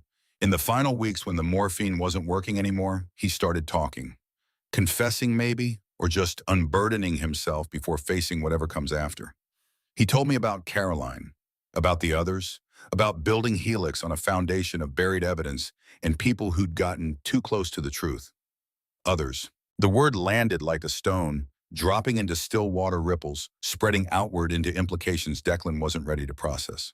How many others? Victoria turned to face him, her eyes red but dry past the point where tears would help. 12 that he admitted to. Whistleblowers, journalists, a federal investigator who was getting too close to our accounting irregularities. My father didn't see them as people, just obstacles to be removed with the same efficiency he applied to bad quarterly earnings. The car's interior felt too small, oxygen thinning, as the magnitude of what Victoria was revealing pressed down on them both. Declan's hands shook as he pulled the USB drive from his laptop, this tiny piece of plastic containing evidence of systematic murder disguised as corporate risk management. Why are you telling me this? You could have kept it buried. Let me think. Grant was the only monster used me to take him down while protecting your father's legacy, because I'm done protecting legacies built on corpses. My father raised me to be like him, taught me that power was the only thing that mattered, that showing weakness meant being destroyed. I spent 33 years being what he wanted, and it made me into someone I can't stand to look at in the mirror. So this is penance. You're using me to absolve yourself. Victoria's laugh was bitter, devoid of actual humor. I'm using you because you're the only person I trust to see this through. Grant has board members in his pocket, moral lawyers, who can make evidence disappear, connections that run through every level of Seattle's business community. But he doesn't have you. You're the variable he can't control, the father fighting for his dead wife's honor, who won't stop until he's burned everything down. And when this goes public, when the FBI starts investigating and finds out your father ordered Caroline's murder, then I lose everything. Helix collapses, my father's reputation gets destroyed, and I spend the rest of my life known as the daughter of a serial killer who hid behind corporate power. But at least I'll be able to sleep at night. They sat in silence while rain continued its assault on the car, Seattle's December darkness settling over them like a shroud. Declan's phone buzzed with a text from Tuck, asking if he was okay, if he needed backup, if Ruby should stay at the garage overnight. He typed a response that everything was fine, a lie that came easier with practice. Victoria started the engine heat flooding through vents that had gone cold during their conversation. I have a contact at the FBI. Agent Blake Sutton, someone who's been trying to investigate Helix for 2 years but couldn't get past our legal team. If we give him this evidence, give him everything my father confessed and the documentation you just stole, he'll move fast. Warrants arrest the full federal prosecution apparatus aimed at Grant and anyone else involved. When Monday morning, give me the weekend to prepare, to make sure I have copies of everything stored somewhere Grant can't reach. Then we walk into the FBI field office together and hand over enough evidence to put him away for life. Declan pocketed the USB drive, feeling its weight like an anchor, pulling him toward a future he couldn't fully envision. Monday morning, everything would change. Grant Morrison would be arrested, Helix would implode under federal investigation, and Victoria would sacrifice her entire life to atone for her father's sins. And Caroline would still be dead. Ruby would still grow up without a mother. No amount of justice could undo the fundamental unfairness of the universe. What happens to VoiceSign, to Henry and Finn and Maya and all the work we've been doing? Victoria put the car in gear, pulling out into traffic that had thinned to Saturday evening sparse. I don't know. Probably gets buried in the bankruptcy proceedings when Helix collapses. All that work Caroline started, all the good we could have done lost because my father decided building an empire mattered more than human life. They drove through Seattle in silence. Victoria dropping Declan at Tuck's garage where Ruby waited with a half-finished homework assignment and questions about where her father had been all day. He signed vague answers about work meetings and boring adult stuff, carrying the weight of what he'd discovered like stones in his pockets. Tuck pulled him aside while Ruby gathered her things, voice low enough not to carry. You get what you needed, yeah, more than I wanted. The old man nodded, understanding implicit in the gesture. Sometimes finding the truth is worse than living with uncertainty. At least uncertainty leaves room for hope. They took the bus home, Ruby falling asleep against Declan's shoulder, while Seattle blurred past rain-streaked windows. The apartment felt too quiet when they arrived, too empty, the space they'd celebrated a month ago, now just another temporary shelter against the chaos of their lives. Declan tucked Ruby into bed and returned to the kitchen table with Caroline's laptop and the USB drive spreading evidence across the surface like pieces of a puzzle he'd spent 3 years trying to solve. Email chains showing Grant's involvement, test footage proving the autonomous vehicle failures, financial records tracking payments to RH for services rendered. Everything documented with the precision of people who never imagined their private communications would see daylight. He found himself drafting an email to Agent Blake Sutton, trying to summarize 3 years of grief and investigation into something coherent enough to trigger federal action. The words came slowly, each sentence feeling inadequate to capture the magnitude of what had been taken from him. My name is Declan Ashford. 3 years ago, my wife Caroline was murdered by Helix Automotive's Chief Operating Officer Grant Morrison, under orders from then CEO Richard Harlow. I have documentation proving systematic cover-up of autonomous vehicle failures, conspiracy to commit murder, and evidence of at least 12 other deaths caused by Helix's deliberate negligence. I'm ready to testify and provide all materials necessary for prosecution. He read it 3 times, finger hovering over the send button, before deleting the entire draft. This wasn't his decision alone to make. Victoria had promised Monday, had asked for the weekend to prepare. Breaking that trust meant losing the only ally who actually understood the depth of Helix's corruption. Sleep came in fragments, nightmares about Caroline mixed with anxiety about Monday, about walking into the FBI field office and setting in motion events he couldn't control. He woke at 4 a.m. to find Ruby standing in his doorway, small silhouette backlit by the nightlight in the hallway. Bad dreams, she nodded, climbing into bed beside him, her warmth a reminder that some things mattered more than revenge. They lay together in the darkness, Ruby's breathing eventually settling into the rhythm of sleep, while Declan stared at the ceiling and tried to imagine what came after Monday. Sunday passed in a blur of forced normalcy. Declan made pancakes for breakfast, the kind with chocolate chips that Ruby loved, trying to give her one good day before everything changed. They went to the Seattle aquarium, watching jellyfish drift in tanks that glowed like alien worlds. Ruby's hands moving rapidly to name each species she recognized from books. Normal. This was what normal looked like for families who weren't built on grief and rage, who could spend Sundays at aquariums without plotting the destruction of corporations. Declan tried to absorb it, to memorize what peace felt like before Monday shattered whatever fragile stability they'd achieved. His phone buzzed at 3 p.m. A text from Victoria. Change of plans. Grant came back from Detroit early. He knows someone accessed the H drive. Security flagged the intrusion this morning. We need to move now. Declan's stomach dropped. He typed a response with shaking hands. What does that mean? How much does he know? Not sure yet, but he's calling an emergency board meeting for tomorrow morning. If we don't act first, he'll control the narrative. Meet me at my apartment tonight, 8 p.m. Bring everything. The aquarium lost its charm, becoming just another place to count down minutes until the confrontation Declan had been building toward for 3 years. He got Ruby home by 6, fed her dinner he barely tasted, and waited until Tuck arrived to watch her before heading to Victoria's address. The apartment was in Belltown, a converted loft that probably cost more per month than most people's annual salary. Victoria answered his door wearing the same jeans and rain jacket from yesterday, her carefully maintained corporate facade completely abandoned. Grant's scared. I've never seen him like this. He knows someone got into the H drive, knows they copied files he thought were secure. He's been calling board members all day, trying to consolidate support before whatever's coming hits. Did you tell him it was me, God? No. He'd have you arrested before you could blink. Right now, he's assuming it's a corporate rival, maybe a competitor trying to steal proprietary technology. He hasn't connected it to you yet. The word hung between them, loaded with implications about timelines collapsing faster than they'd planned. Victoria led him to a dining table covered in documents, her own investigation laid out in careful organization. Financial records showing payments to offshore accounts. Personnel files on people who'd left Helix under suspicious circumstances. A leather journal in Richard Harlow's handwriting pages filled with observations about managing risk and eliminating threats. My father's diary. He kept it locked in a safe deposit box, left me the key in his will. I think he wanted me to know exactly what he'd done, wanted to pass on his legacy of calculated cruelty like it was something to be proud of. Declan picked up the journal, flipping through pages that read like a serial killer's manifesto dressed up in business terminology. Carolyn's name appeared 3 times, always in the context of risk assessment, her moral objections to the autonomous vehicle failures characterized as emotional overreaction that threatened quarterly projections. Richard Harlow had seen his daughter-in-law as a spreadsheet entry, a liability to be balanced against the cost of recalls. The decision to eliminate her had been purely economic, no different from outsourcing manufacturing or optimizing supply chains. The casual inhumanity made Declan want to vomit.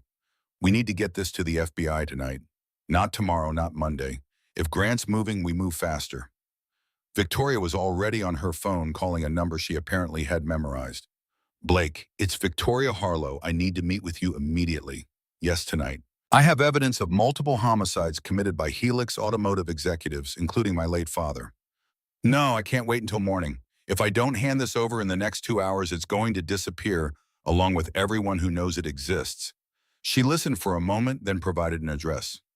Federal Building, 7th floor. We'll be there in 30 minutes. The drive downtown felt like descending into a nightmare. Every stoplight an opportunity for Grant to intercept them.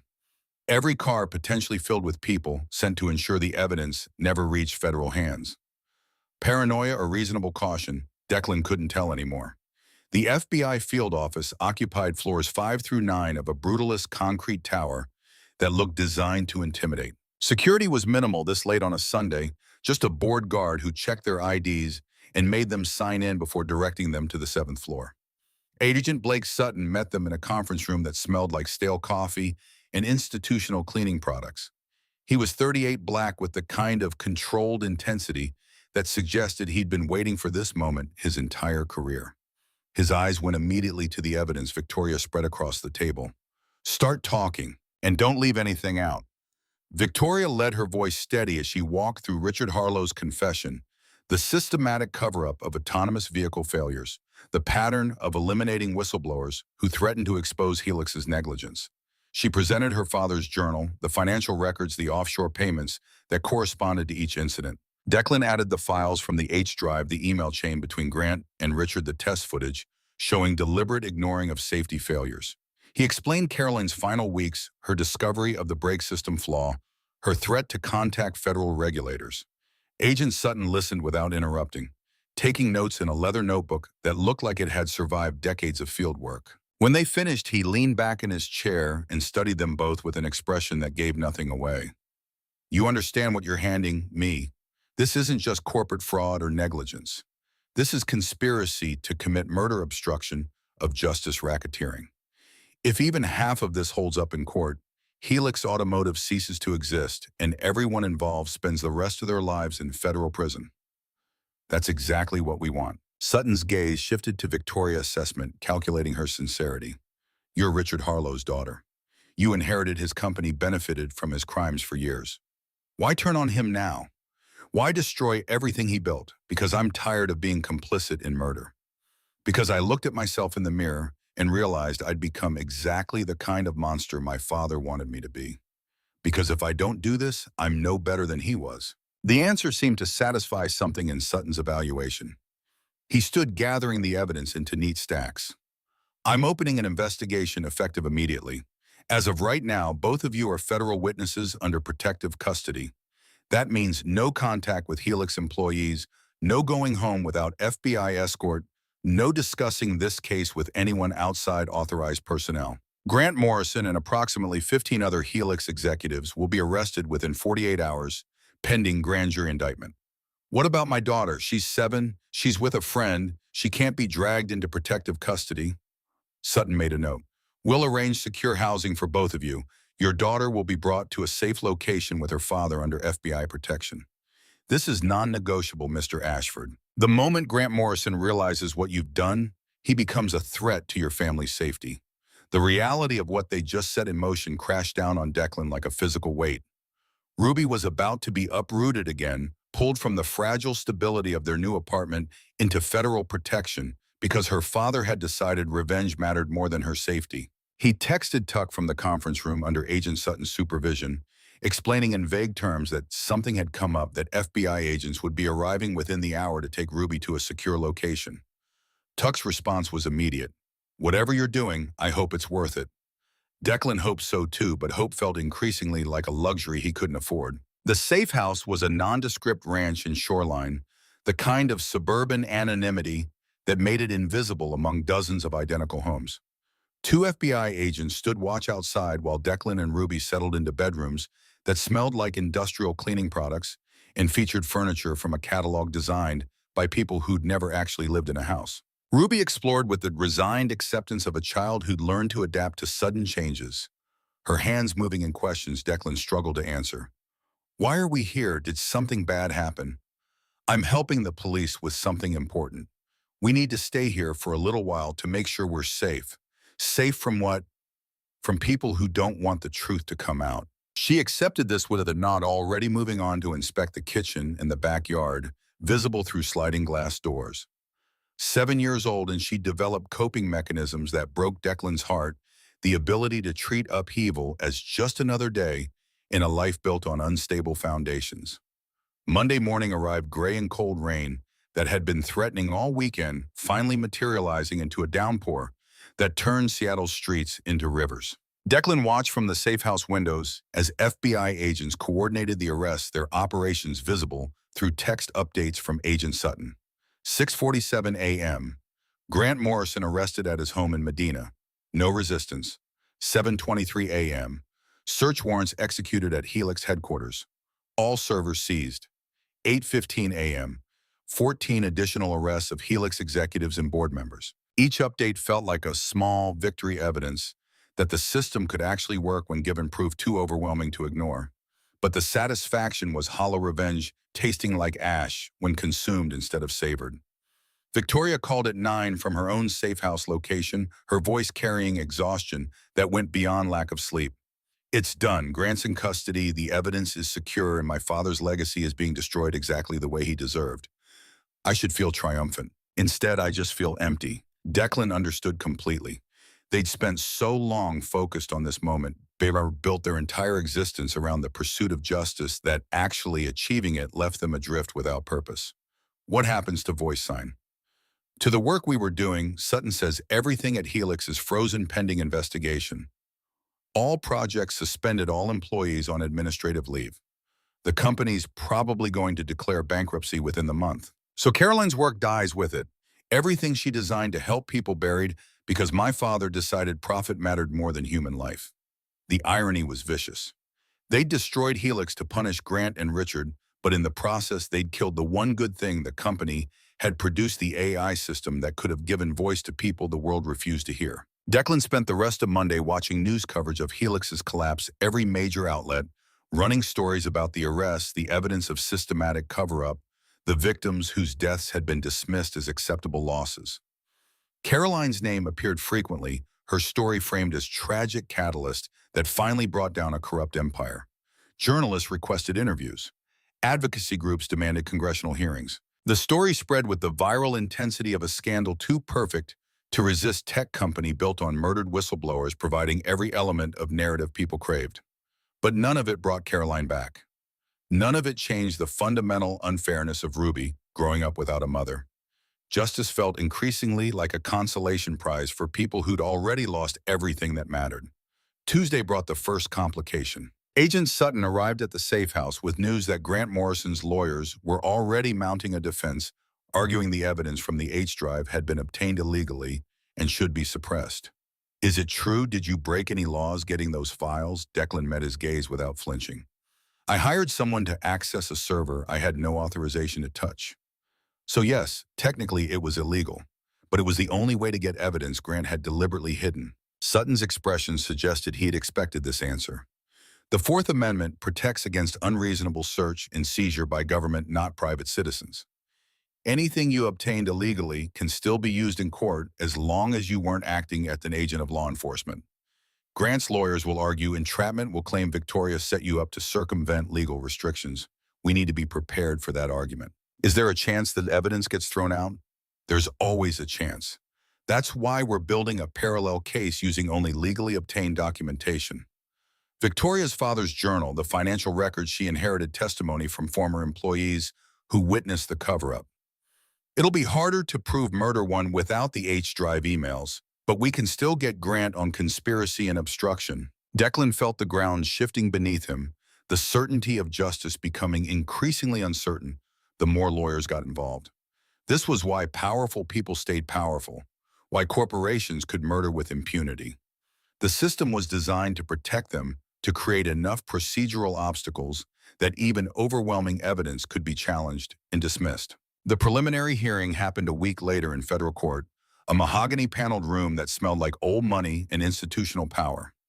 Grant Morrison sat at the defense table in a suit that probably cost more than the safe house rent, his lawyers arrayed around him like an army prepared for siege warfare. Declan watched from the gallery beside Victoria, both of them dressed in clothes borrowed from FBI wardrobe departments, trying to look respectable instead of like the conspirators Grant's defense team was painting them as. The proceedings were technical arguments about admissibility and chain of evidence and whether Declan's actions constituted a legal search. Grant's lead attorney was a woman named Patricia Holloway, 60 years old, with a reputation for destroying prosecutors who came unprepared. She stood before the judge with the confidence of someone who'd won cases that seemed unwinnable. Your Honor, the entirety of the prosecution's case rests on evidence obtained through criminal trespass and unauthorized computer access. Mr. Ashford, by his own admission, hired a hacker to infiltrate my client's private server. This is not whistleblowing. This is corporate espionage motivated by personal vendetta. The prosecutor, a federal attorney named James Chen, who looked young enough to be fresh out of law school, countered with arguments about the private search doctrine and good faith exception. But Declan could see the judge's skepticism the way his questions tilted toward concerns about admissibility. When the hearing ended without ruling, Agent Sutton's expression told Declan everything he needed to know. The judge is going to suppress the H-Drive evidence. We'll know for sure next week, but his question suggested he's not comfortable with how it was obtained. So Grant walks free. Not necessarily. We still have Victoria's testimony, her father's journal, the financial records. It's circumstantial, but it might be enough to get a conviction on lesser charges. 5 to 10 years instead of life, but he still goes to prison. 5 to 10 years for ordering Caroline's murder, for covering up 12 other deaths, for building a career on buried evidence and destroyed lives. The math didn't balance justice, proving once again to be a discount version of what victims deserved. December bled into January winter, settling over Seattle, with the kind of gray permanence that made you forget other seasons existed. The safe house became a prison of protective custody, FBI agents rotating shifts outside while Declan and Ruby Boas existed in suspended animation, waiting for trials and rulings and the slow grinding wheels of federal prosecution. Ruby started showing signs of strain, her schoolwork suffering from constant displacement, her questions becoming harder to answer with vague reassurances.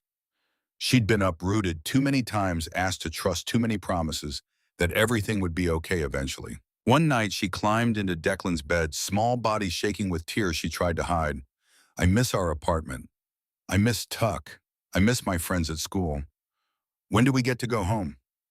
The question broke something in Declan that had been cracking for weeks. I don't know, baby. I'm sorry. I thought I was doing the right thing, but maybe I just made everything worse. Ruby pulled back to look at him, her hands moving with the precision that meant she was choosing words carefully. Mom used to say doing the right thing isn't about making things better. It's about making sure wrong things don't keep happening. Did you stop the wrong thing? Yeah. I stopped it. Then you did the right thing. Even if it's hard, 7 years old and already wiser than her father would ever be. Declan held her until she fell asleep, the weight of her trust heavier than any evidence or testimony or proof of justice. The ruling came down January 23rd, a Tuesday, that felt like every other day, except it determined whether 3 years of investigation meant anything. Judge Harold Morrison, no relation to Grant, issued a 40-page opinion that Declan read 3 times, trying to find hope in the legal reasoning. The conclusion was surgical in its precision. Evidence from the H-Drive was inadmissible as fruit of the poisonous tree obtained through criminal means, regardless of Declan's lack of law enforcement affiliation. Richard Harlow's journal was admissible, as were financial records Victoria had inherited. Testimony from former Helix employees could be heard, but carried limited weight without corroborating physical evidence. Grant Morrison would stand trial on reduced charges, conspiracy to obstruct justice accessory after the fact, to negligent homicide corporate fraud. The murder charges were dropped entirely, prosecutors lacking sufficient admissible evidence to prove premeditated killing. Maximum sentence if convicted on all counts 12 years. Declan read the news in the safe house kitchen, while Ruby did homework at the table, her concentration absolute in the way of children who'd learned to tune out adult problems. 12 years. Carolyn's life valued at 12 years of federal prison, maybe less, with good behavior and the inevitable appeals that would stretch on for half a decade. His phone rang, Victoria calling from her own protective custody location. I'm sorry, I know it's not enough. It's never going to be enough. Your father confessed to murder in his journal. He documented ordering Caroline's death. How is that not enough for a conviction? Because the journal doesn't explicitly connect Grant to the actual killing.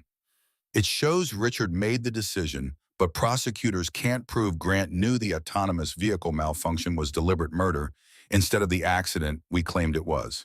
He's getting away with it on a technicality. So we destroyed Helix, ruined your life, and put Ruby through hell for 12 years. That's the trade.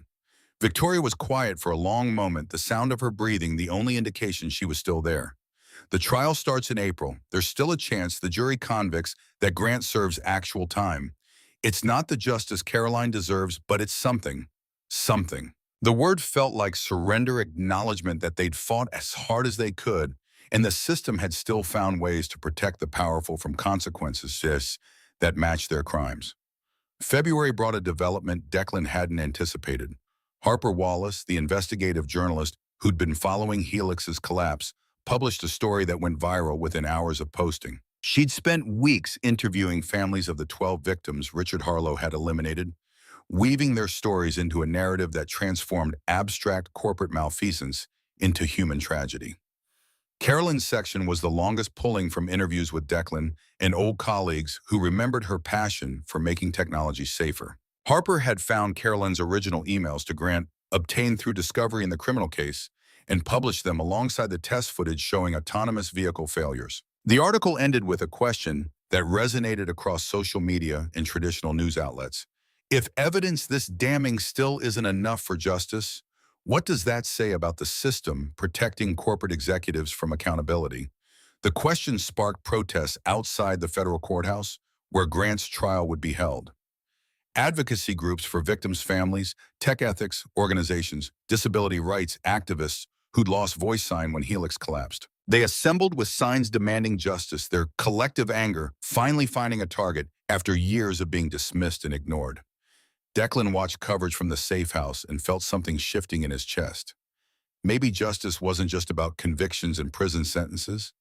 Maybe it was also about forcing the world to see what it had been ignoring, making comfortable people uncomfortable enough to demand change. Ruby sat beside him on the couch, watching protesters on the news with the serious expression she wore when processing complex ideas. Are they protesting for Mom? For Mom and a lot of other people who died because companies like Helix decided profit mattered more than safety. Will it help? I don't know. But at least people are paying attention. That's more than we had 3 years ago.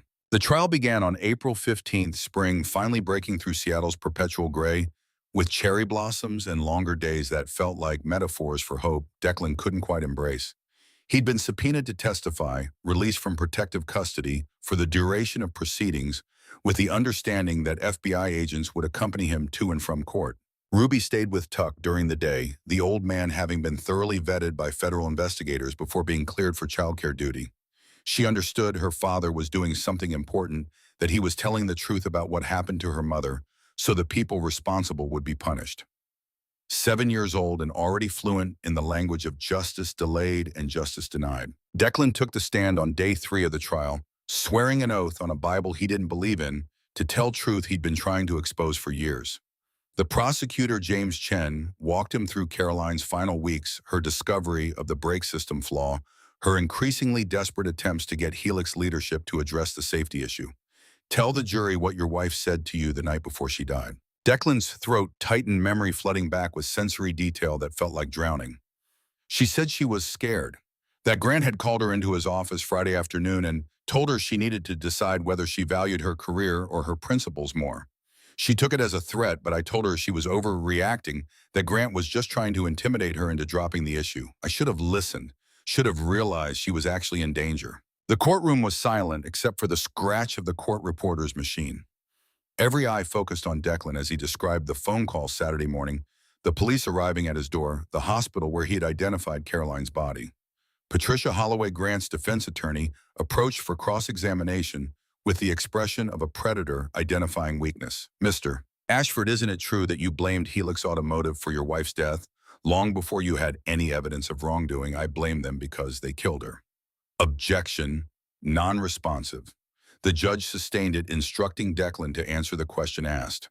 Holloway continued, her voice professionally sympathetic in a way that felt like mockery.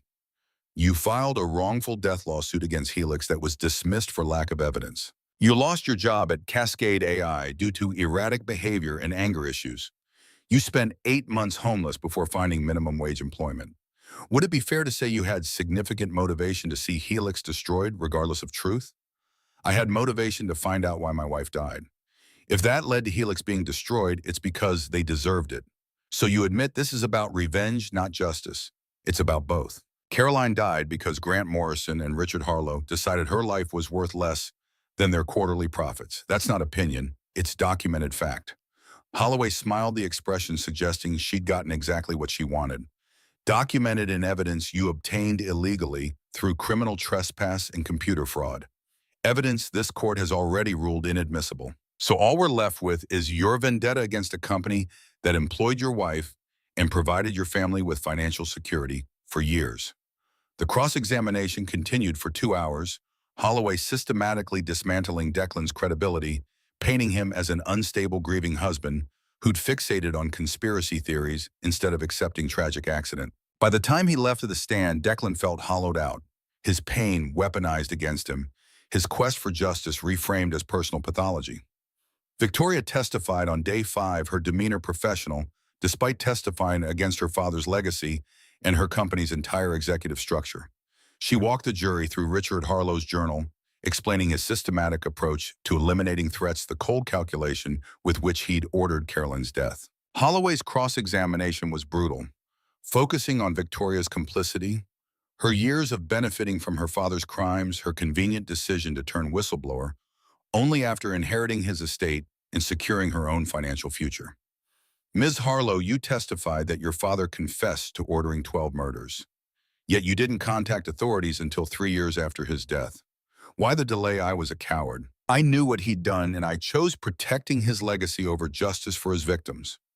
And now, facing federal investigation into your own role at Helix, you've decided to cooperate. Isn't it convenient that your testimony provides immunity from prosecution? I accepted immunity because I'm guilty. I knew what was happening, and I stayed silent. But that doesn't make my testimony false. Doesn't it? You're offering to sacrifice Mr. Morrison to save yourself, blaming him for crimes your father ordered. My father gave the order. Grant facilitated it. They're both guilty. Yet your father is conveniently dead, unable to defend himself or contradict your version of events. How fortunate for you. The exchange went on, Holloway picking apart every aspect of Victoria's testimony, forcing her to acknowledge complicity while simultaneously arguing that complicity undermined credibility. It was masterful legal work and absolutely devastating to watch. The prosecution rested after 2 weeks of testimony, having built a circumstantial case that Richard Harlow had ordered Caroline's death, and Grant Morrison had helped cover it up. The defense spent 3 days presenting alternative narratives, suggesting Caroline's death was tragic accident, that Richard's journal entries were metaphorical rather than literal, that the financial transfers could have been for legitimate business purposes. Grant never took the stand, exercising his Fifth Amendment right, while his lawyers argued the prosecution had failed to prove their case beyond reasonable doubt. Closing arguments happened on May 3rd, both sides presenting final narratives for a jury that looked exhausted from a month of technical testimony and emotional manipulation. James Chen did his best framing the case as corporate power run amok, wealthy executives literally getting away with murder. But Patricia Holloway was better, had more experience, knew exactly how to introduce reasonable doubt into every element of the prosecution's case. The jury began deliberations on a Thursday afternoon. By Friday evening, they'd sent word they were deadlocked, unable to reach a unanimous verdict. The judge sent them back with instructions to keep trying. Declan waited in a conference room adjacent to the courthouse, Victoria beside him, both of them existing in the suspended animation of people whose entire futures depended on 12 strangers they'd never met. What happens if they can't reach a verdict mistrial? Prosecutors can retry the case, but given how long this has taken, they'll probably offer a plea deal. Grant serves minimal time, maybe 3 years, and we all move on with our lives. 3 years. Carolyn's life valued at 3 years of federal prison. The jury came back Monday morning having deliberated through the weekend. The foreperson was a woman in her 50s who looked like she hadn't slept in days. She handed the verdict forms to the bailiff with shaking hands. On the charge of conspiracy to obstruct justice, guilty. On the charge of accessory after the fact to negligent homicide, guilty. On the charge of corporate fraud, guilty. The courtroom erupted, protesters in the gallery cheering while Grant's supporters protested the verdict. The judge gavelled for order, his face impassive, as he set sentencing for 3 weeks hence. Declan felt nothing, no triumph, no satisfaction, just hollow exhaustion. They'd won technically. Grant Morrison had been convicted, but the victory felt Pyrrhic justice served in such diminished form, it barely resembled the concept. Sentencing happened May 27th, a Tuesday that felt simultaneously monumental and anticlimactic. Grant stood before the judge showing no emotion as the sentence was read: 10 years federal prison, eligible for parole after serving 60%, 6 years. Carolyn's life valued at 6 years of incarceration. Grant likely out before he turned 50, free to rebuild whatever remained of his life while Carolyn stayed dead. The judge's final statement felt like an afterthought. This court acknowledges that justice in this case is incomplete. The primary architect of these crimes, Richard Harlow, escaped accountability through death. The evidence that might have proven premeditated murder was obtained illegally and thus inadmissible.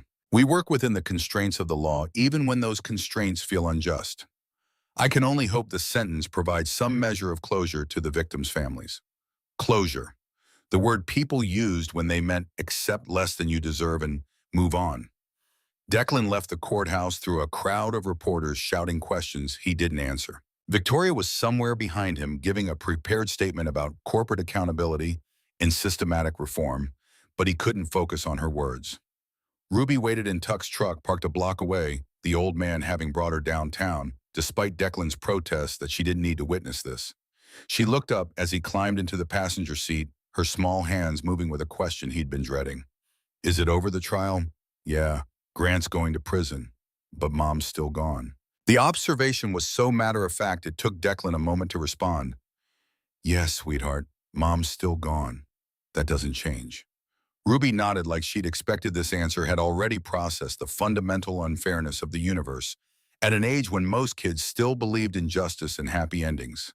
Tuck drove them back to the apartment they'd been allowed to return to once protective custody ended. The place felt foreign after months away, their belongings exactly where they'd left them, but the context completely changed. Declan sat on the couch while Ruby explored her room, reacquainting herself with toys and books she'd outgrown during their absence. The USB drive with evidence sat on the coffee table, this tiny piece of plastic that had cost them everything and accomplished so little. His phone rang. An unknown number that turned out to be Henry Wallace calling from whatever he was doing post-Helix. I wanted you to know that a group of us from the VoiceSign team are reforming as an independent project. Maya secured funding from a disability rights foundation. I'm coming out of semi-retirement to consult, and we're rebuilding Caroline's architecture from scratch. We'd like you to join us if you're interested. No pressure, but the offer stands. The proposition caught Declan off guard, possibility appearing where he'd seen only endings. VoiceSign's not dead. Not if we can help it. Caroline's work was too important to let it die with Helix. We're calling it the Declan Ashford Project, giving her proper credit for everything she designed. First thing we're building is a free open-source version of the translation software. Your wife wanted to help people, Dec. We'd like to finish what she started. For the first time in months, something besides grief and rage stirred in Declan's chest. Not happiness exactly, but maybe the edge of it. The possibility that Caroline's death could mean something beyond just punishment for her killers. When do you start? Next Monday? We've got office space in Fremont, nothing fancy, but it's ours. No corporate overlords, no pressure to monetize before helping people. Just engineers trying to build something that matters. Declan looked at Ruby's bedroom door at his daughter who'd survived upheaval and protective custody and watching her father testify about her mother's murder. She deserved stability, deserved a father who was building instead of destroying, creating instead of seeking revenge. I'm in. Tell me what you need. They talked for 20 minutes, Henry outlining the technical challenges and timeline.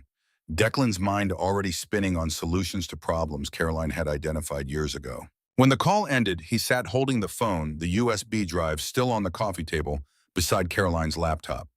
Evidence that had cost him 6 months of his life and gotten Grant Morrison 6 years in prison. Justice served at a steep discount revenge that tasted like ash instead of satisfaction.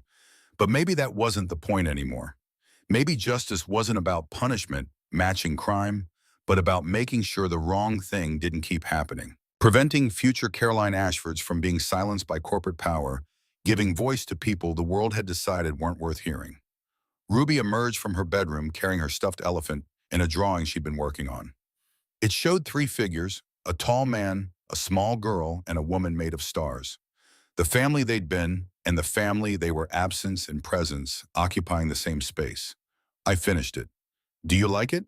It's perfect, baby, just like you. She climbed onto the couch beside him, small body warm against his side, and Declan felt the silver bracelet on his wrist catch the late afternoon light. Listen with your heart always. Carolyn's words. Carolyn's philosophy. Carolyn's belief that the world could be better if enough people cared enough to make it so. Grant Morrison would serve 6 years. Victoria was rebuilding her life outside her father's shadow. Helix Automotive was bankrupt, its assets sold to competitors who'd hopefully learn from its failures. And somewhere in the wreckage of everything they'd destroyed, a group of engineers was resurrecting Caroline's work, turning her vision into reality. Not perfect justice, not the ending Declan had imagined during 3 years of rage and investigation. But maybe enough, maybe something worth building on instead of just burning down. Ruby fell asleep against his shoulder, while Seattle's spring evening settled over the city, and Declan sat holding his daughter, thinking about Monday, about new beginnings built on old grief, about the work ahead that would honor Caroline's memory better than any prison sentence ever could. The fight wasn't over, would never be over as long as corporations valued profit more than human life, as long as power protected itself from consequences. But at least now Declan knew how to fight back, not just with rage and revenge, but with the patient work of building systems that actually help people instead of crushing them. Carolyn had tried to speak truth to power and been silenced, but her voice survived in the code she'd written in the daughter who carried her name and every person who'd used VoiceSign to be heard by a world that had stopped listening. That was justice too. Incomplete, imperfect, but real. And it would have to be enough.